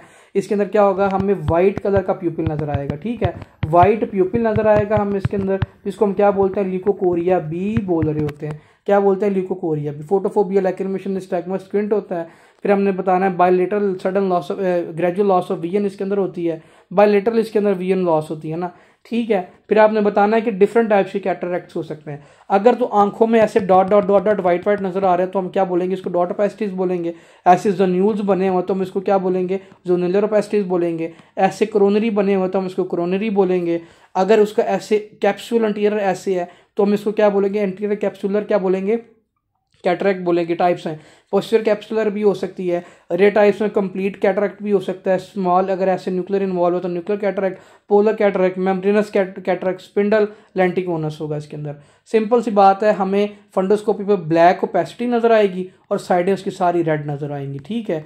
फंडोस्कोपी पे ब्लैक ओपेसिटी और साइडें इसकी सारी रेड, डेट मीन किसकी बात कर रहा है अब, ये कैटरैक्ट की बात कर रहा है। पेशेंट के अंदर क्या होगा, ल्यूकोकोरिया हो गया है, उसकी जो आई है ना, जो ये हमारा ब्लैक कलर का जो सामने वाला पिगमेंट होता है ये वाइट इन नेचर हो जाएगा ना, जब आप आंख में जो काली चीज़ देखते हो वो वाइट हो जाएगी। आसान अल्फाजों में बताने की ये हम इसको कवर कर लेते हो, ठीक है। कंजर्वेटिव ट्रीटमेंट करेंगे, ऑपरेटिव ट्रीटमेंट में क्या करेंगे, लेंस एस्पायरेशन और लेंसेक्टोमी भी कर सकते हैं। अच्छा, साथ हम इसके अंदर क्या ग्लासेस लगवाएंगे, स्पेक्टिकल्स पेशेंट को कहेंगे लगाए, और इसके अंदर क्या करेंगे, इंट्राओकुलर लेंस इम्प्लांटेशन। सिनाल कैटरैक्ट में आपने याद रखना, ओल्ड एज में जाके अगर वाइट उसका मोतिया उसका हो जाए ना, तो इसको हमने बताना है, इसको कैसे याद रखना, डायबिटीज मेलाइटिस, डिहाइड्रेशन, कई इसके निमोनिक्स है, एक्सोजीनियस, स्टेरॉइड, हाइपरटेंशन की वजह से, माइटोनिया की वजह, ये सारे इंपॉर्टेंट है। एक दफ़ा इंपॉर्टेंट नहीं है, याद रख लीजिएगा, बस रीड कर लें। Diet, alcohol, tobacco, ionisation, radiation old age के अंदर जाके हो सकते हैं। क्लासिफिकेशन देख लें इसकी, 25% न्यूक्लियर इन नेचर होता है और 75% हमारे पास कोर्टिकल होता है। कोर्टिकल भी आगे हमारे पास दो में डिवाइड होता है, 70% क्यूनिफॉर्म होता है, 5% हमारे पास क्यूपिलोफॉर्म होता है, ये क्यूनिफॉर्म होता है। वेज शेप ओपेसिटीज मिलती है हमें इसके अंदर, ठीक है। अब ये थोड़ा सा रटा ही आपने लगाना है, यूनिफॉर्म हमारे पास 70% होता है और 5% हमारे पास क्या होता है, क्यूपलीफॉर्म होता है, ये क्यूपलीफॉर्म है, ठीक है। ब्लैक कैटरैक्ट होता है न्यूक्लियर में और पीपल ब्लैक ओपेसिटीज नजर आती हैं हमें इसके अंदर, काली काली ओपेसिटीज ऐसे नजर आती हैं, ठीक है। अब इसकी स्टेजेस होती है, इसके अंदर लेंस के फाइबर डैमेज हो सकते हैं, डी इसके अंदर नेचुरेशन होती है, ओपेसिफिकेशन होती है, फिर इसके अंदर लेंस हमें क्लाउडी नजर आता है इसके अंदर, फिर इसके अंदर मिल्की वाइट फ्लूइड इसके अंदर हमें नजर आता है, ठीक है, जब हमारे एंजाइम एक्टिवेट होते हैं। खैर इसको छोड़ दें, अब हमारी क्लिनिकल फीचर की तरफ आएँ। रूटीन एग्जाम में हमें यूनिलेटरल कैटरैक्ट भी नजर आ सकता है, फिर आपने बताना ग्रेजुअल लॉस ऑफ विजन होगा इसके अंदर भी, फिर आपने बताना लैक्रिमेशन, फोटोफोबिया इसके अंदर ज़्यादा से ज़्यादा होगा, हेलोज इसके अंदर भी नजर आएंगे। इंपॉर्टेंट हॉलमार्क ल्यूकोरिया, वाइट प्यूपिल वो मैंने आपको ऑलरेडी बता दिया है। ब्लैक मैस और रेड इसका क्या, फंडोस्कोपी पे रेड ओपेसिटीज नजर आएंगी, दरमियान में ब्लैक मैस होगा ऐसे, ठीक है। मैनेजमेंट इसकी इंपॉर्टेंट है, आपने डिटेल आई की एग्जामिनेशन करनी है, फिर कोआगुलेशन प्रोफाइल को रूल आउट करना है, शॉर्ट स्टोनोमीटर से आपने देखना ग्लूकोमा तो नहीं हो गया, फिर प्री ऑपरेटिव मैनेजमेंट में आपने एंटीबायोटिक, सीटाजोलामाइड ये वगैरह देनी है। Main important treatment is surgical treatment, इसमें से क्वेश्चन आता होता है, हम अब इसको थोड़ी सी डिटेल में देख लेते हैं। अच्छा, अगर तो आपसे पूछा जाए procedure of choice in cataract, तो आपने बताना है फेसोएमल्सिफिकेशन करते होते हैं इसके अंदर, ठीक है। अगर आपसे वैसे पूछा जाए कि दो और भी प्रोसीजर है, वो कौन सा, आपने बताना इंट्रा कैप्सूलर कैटरैक्ट एक्सट्रैक्शन होती है, एक हमारे पास होती है एक्स्ट्रा कैप्सूलर कैटरैक्ट एक्सट्रैक्शन होती है। इंट्रा कैप्सूलर ये कैटरैक्ट एक्सट्रैक्शन के अंदर आपने ये बताना है कि सारे लेंस को हम रिमूव करते हैं विद कैप्सूल, लेंस भी रिमूव करते हैं, कैप्सूल भी रिमूव करते हैं। फिर क्या करते हैं, आपने बताना है इसके अंदर जो हमारे पास इंसिजन होता है, हमने कॉर्नियोसिक्लेरल जंक्शन पे देना होता है, एसेप्टिक मेजर को मेंटेन करना होता है, इंसिजन देना होता है, फोर्सेप से क्या करना होता है, हमने देना forcep in introduce in the incision दिया, फोर्सेप अंदर डाला, फिर लेंस को पकड़ा, रोटेट किया, बाहर निकाला, ठीक है। रोटेट करने के बाद, बाहर निकालने के बाद हम वहाँ पर स्टिच सूचर लगा उसको क्लोज कर देंगे। फिर हमने बाद में उसको हमने क्या देना है, हमने इसको ग्लासेस लगाने के लिए देनी है। फिर अगर हमारे पास ये था कौन सा, इंट्रा कैप्सूलर एक्सट्रैक्ट, जो हमने सर्जरी की ना कैटरैक्ट की, ये वो है। अब हमारे पास कौन सी, एक्स्ट्रा कैप्सूलर कैटरैक्ट एक्सट्रैक्शन, इसमें भी क्या करेंगे, हम कैटरैक्ट को रिमूव करेंगे, कैप्सूल को रिमूव नहीं करेंगे इसके अंदर ना, एक्स्ट्रा में कैप्सूल को कुछ नहीं कहना आपने। सिनाइल कैटरैक्ट में ये कर सकते हैं, आपने ये बताना है इसके अंदर भी कॉर्नियोसिक्लेरल जंक्शन पे हमने इंसिजन देना है, इंसिजन देने के बाद आपने एसेप्टिक मेजर्स को मेंटेन करना है, मेथाइल सेलुलोज क्या करना है, आपने इंजेक्शन देना है, ठीक है। जब हम इसको इंटीरियर चैम्बर में क्या कौन सा इंजेक्शन देंगे, ये बात याद रखना, मिथाइल सेलुलोज उसके अंदर हमने नहीं दिया था। फिर हम इसके अंदर क्या करेंगे, हमने कर्व बेंड निडल, जिसको हम क्या बोलते हैं, सिस्टीटोम निडल डालनी है। सिस्टीटोम निडल डाल के हमने क्या करना है, एंटीरियर कैप्सुलेक्टमी करनी है। फिर क्या करना है, इसको ओपन करना है, फिर इसके अंदर हमने बैलेंस सॉल्ट सोल्यूशन डालना है। इसको बैलेंस सॉल्ट सोल्यूशन डालने के बाद कैप्सूल को कैटरैक्ट से सेपरेट करना है। जब कैप्सूल सेपरेट हो जाएगा कैटरैक्ट से, तो कैटरैक्ट को हमने बाहर निकाल लेना है, दोबारा मिथाइल सेलुलोज डालना है, ठीक है। ये क्या करेगा, ये हमने इसको सेपरेट करना है किससे, कैटरेक्ट को हमारे किसके साथ, कैप्सूल से, और फिर हम उसको रिमूव कर देंगे और क्लोज कर देंगे। ठीक है, आसान अल्फाजों में समझाऊँ, इसकी तरफ ना जाएं। कोनियोसेक्रल जंक्शन पे हमने 7 से 8 mm का क्या इंसिजन देना है। ठीक है, इंसिजन देने के बाद क्या करना है, मिथाइल सेलुलोज का इंजेक्शन डालना है। फिर उसके अंदर हमने क्या करना है, मिथाइल सेलुलोज के इंजेक्शन डालने की वजह से थोड़ा सा वो डायलेट हो जाएगा। फिर हमने इसके अंदर क्या, हमने एक वो कर्व बेंड निडल डालनी है। उसके अंदर हम फोर्सेप डाल रहे थे, इसके अंदर हम निडल डालेंगे। हम एंटीरियर कैप्सुलेक्टमी करेंगे, फिर दोबारा बैलेंस सॉल्ट सोल्यूशन डालेंगे। फिर बैलेंस सॉल्ट सोल्यूशन डालने की वजह से दोनों को सेपरेट करेंगे। फिर मिथाइल सेलुलोज इसके अंदर डालेंगे ताकि थोड़ा सा वो वाइड हो। फिर हम उसके अंदर से क्या करेंगे, कैटरेक्ट को रिमूव करके कैप्सूल को वहीं पर रहने देंगे। 3 से 5 सूचर लगा के बंद कर देंगे इसके अंदर। ठीक है, एक बार सुन लीजिएगा, ये इंपॉर्टेंट है, इसको याद रखने। फेसोमल्सिफिकेशन इज़ हमारे पास क्या ट्रीटमेंट ऑफ चॉइस है। इसके अंदर हमने क्या करना है, 3 से, ये भी कॉर्नियोसेक्रल जंक्शन पे हमने इंसिजन देना है, सारी चीज़ें वही करनी है। मिथाइल सेलुलोज का इंजेक्शन देना है। फिर उसके बाद हमने कैप्सूलेक्टमी कर देनी है। फिर हमने ये कर्व बेंड निडल डालनी है। इसको डालने के बाद अपने कैप्सूल को कैटरेक्ट से सेपरेट करना है। फिर हमने फेसोइमल्सीफायर डालने हैं। ठीक है, जो जिस इंसिजन दिए उससे हमने फेसोइमल्सीफायर डालने हैं। अब हम फेसोइमल्सीफायर डालेंगे, ये क्या करेगा, ये जो कैटरेक्ट होगा ना उसको छोटे छोटे पीसीस में कन्वर्ट कर देगा।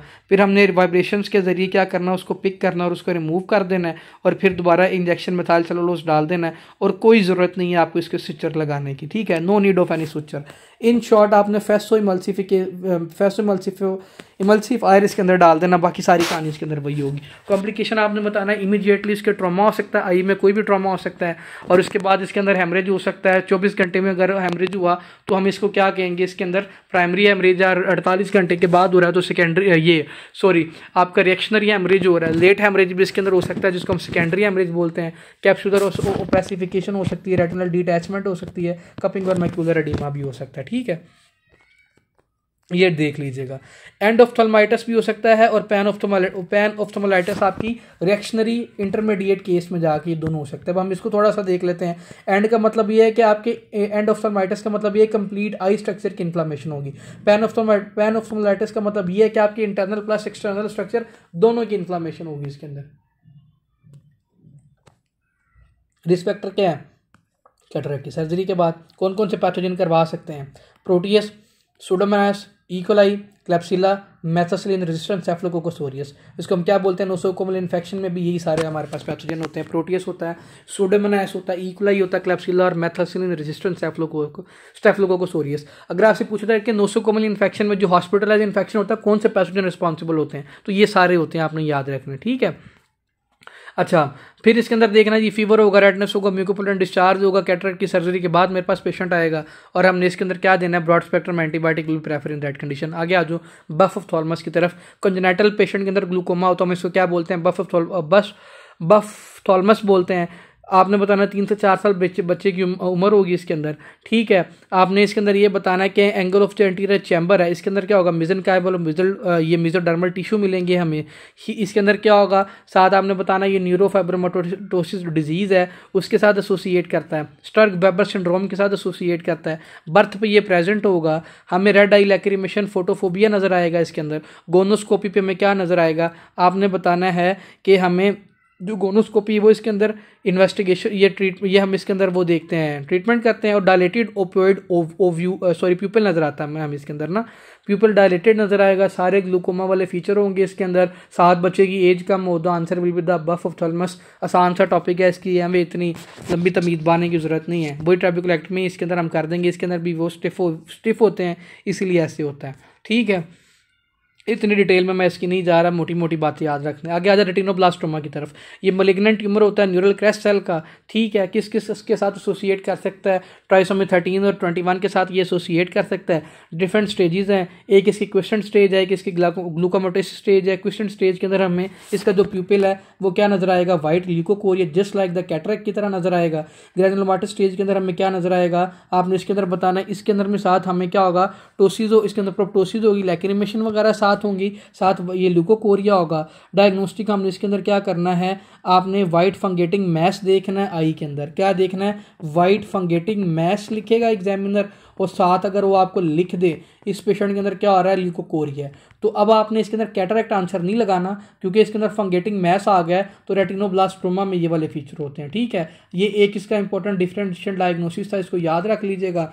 लोकल इन्वेजन होगा, मेटास्टाइसिस आपकी सर्वाइकल और पेरी ऑरिकुलर लिम्फ नोड की तरफ जा सकता है, बोन लीवर ब्रेन की तरफ, और सीटी और एमआर इसके अंदर इन्वेस्टिगेशन ऑफ चॉइस है। टोनोमीटर पे हम इसका प्रेशर चेक करेंगे, कीमोथेरेपी रेडियोथेरेपी करेंगे इसके अंदर, और अगर इसको ठीक ना किया तो ऑस्टियोसार्कोमा भी करवा सकता है। ठीक है, ये इतनी इंपॉर्टेंट चीज़ें नहीं है, जो इंपॉर्टेंट सारी थी वो मैंने आपको करवा दी हैं, और इसमें से एक दो आगे और हैं वो भी हम देख लेते हैं। रेटिना पिगमेंटोसा के अंदर क्या होता है, आपने ये बताना है कि ये हमारे पास ऑटोसोमल रिसेसिव डिजीज़ है। इसके अंदर क्या हो सकता है कि आपका जो ये है ना, ये आपका रेटिना डैमेज हो रहा होता है इसके अंदर। ठीक है, रेटिनल डिस्ट्रॉफी हो रही होती है, रोड्स और कॉन्स की ना डिस्ट्रॉफी होती है इसके अंदर। अच्छा, हमने यह बताना है कि रेफ्सम सिंड्रोम क्या होता है, आपने ये बताना है कि जब हमारे toxic fatty acid level, phytanic acid fatty acid होते हैं, इनका लेवल बढ़ जाए और ये जाके अब आपके रेटिना को डैमेज कर दे, इसको हम क्या बोलते हैं, रेफ्सम सिंड्रोम बोलते हैं। इसके अंदर साथ में हमारे पास सेंसिटिव मोटर न्यूरोपैथीज देखते हैं, साथ इस फैटी एसिड का लेवल बढ़ा होता है, साथ इसके अंदर पेशेंट को नजर नहीं आ रहा होता, अनॉस्मी होता है, डेफनेस होता है, रेटिना पिगमेंटोसा भी इस पेशेंट के अंदर हो सकता है।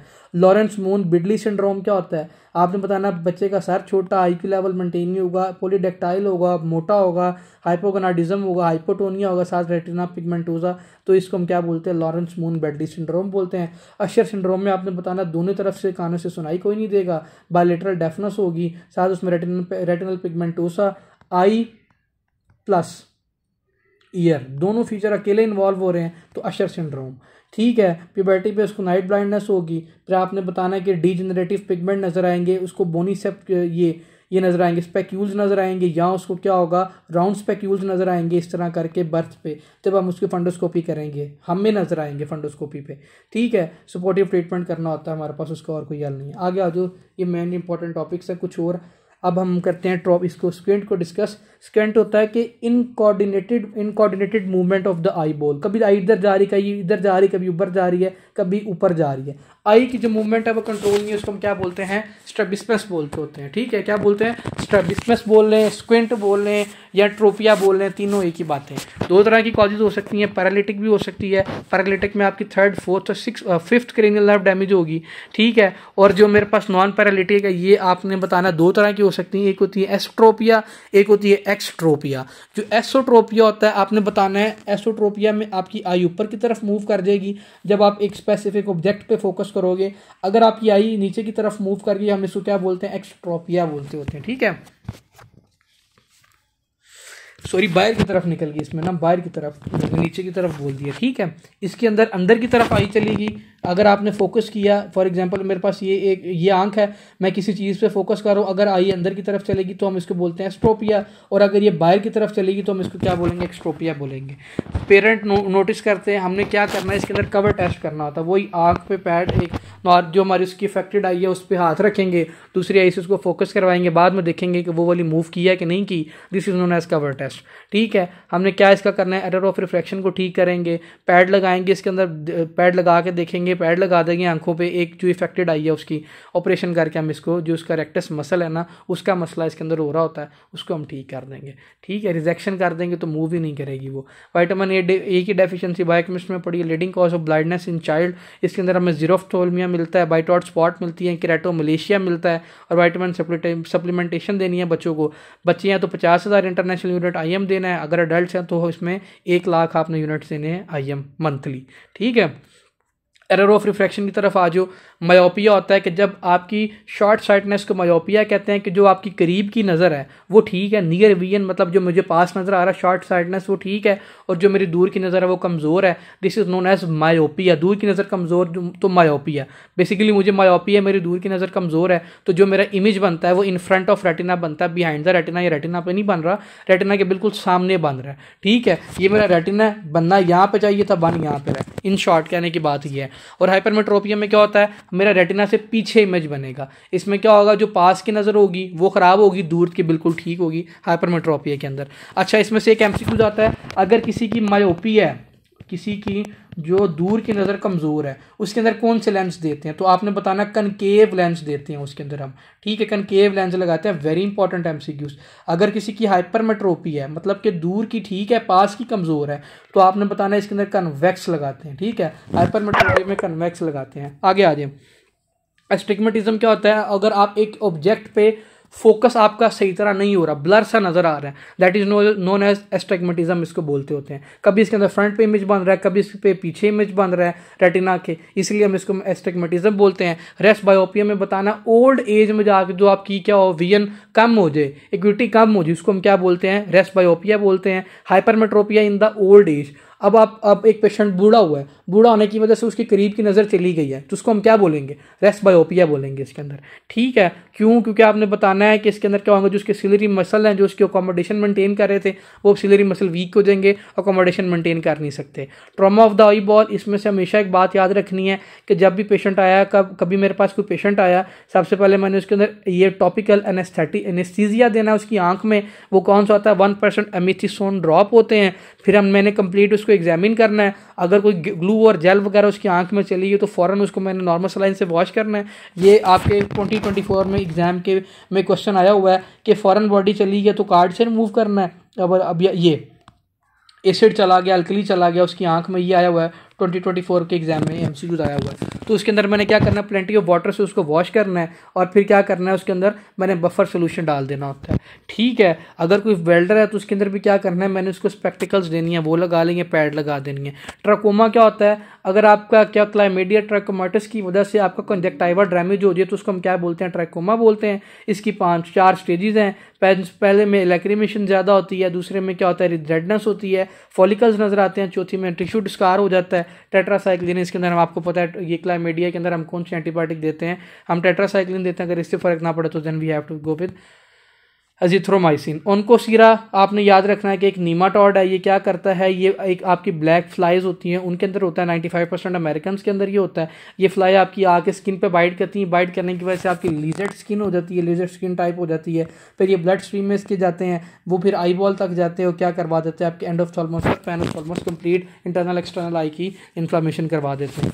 इसके अंदर एक ही चीज़ है कि लार्वा नजर आएंगे आपको एक्वस ह्यूमर के अंदर, बस। इसका मतलब ये है कि किसकी बात कर रहा है, ये ओनकोसीरा की बात कर रहा है। किसकी बात कर रहा है, ओनकोसीरा की बात कर रहा है। इवरमेक्टिन इसके अंदर हम देंगे। हमने एक और भी पढ़ा था कि लार्वा अगर नाक से बाहर है उसको हम क्या बोलते हैं, शाबाश, याद है किसी को? कल जब मैंने ईएनटी पढ़ाई थी मैंने उसमें बताया था कि अगर लार्वा नाक से बाहर आए तो हम इसको क्या बोलते हैं, नेजल मिएसिस बोलते हैं, ठीक है।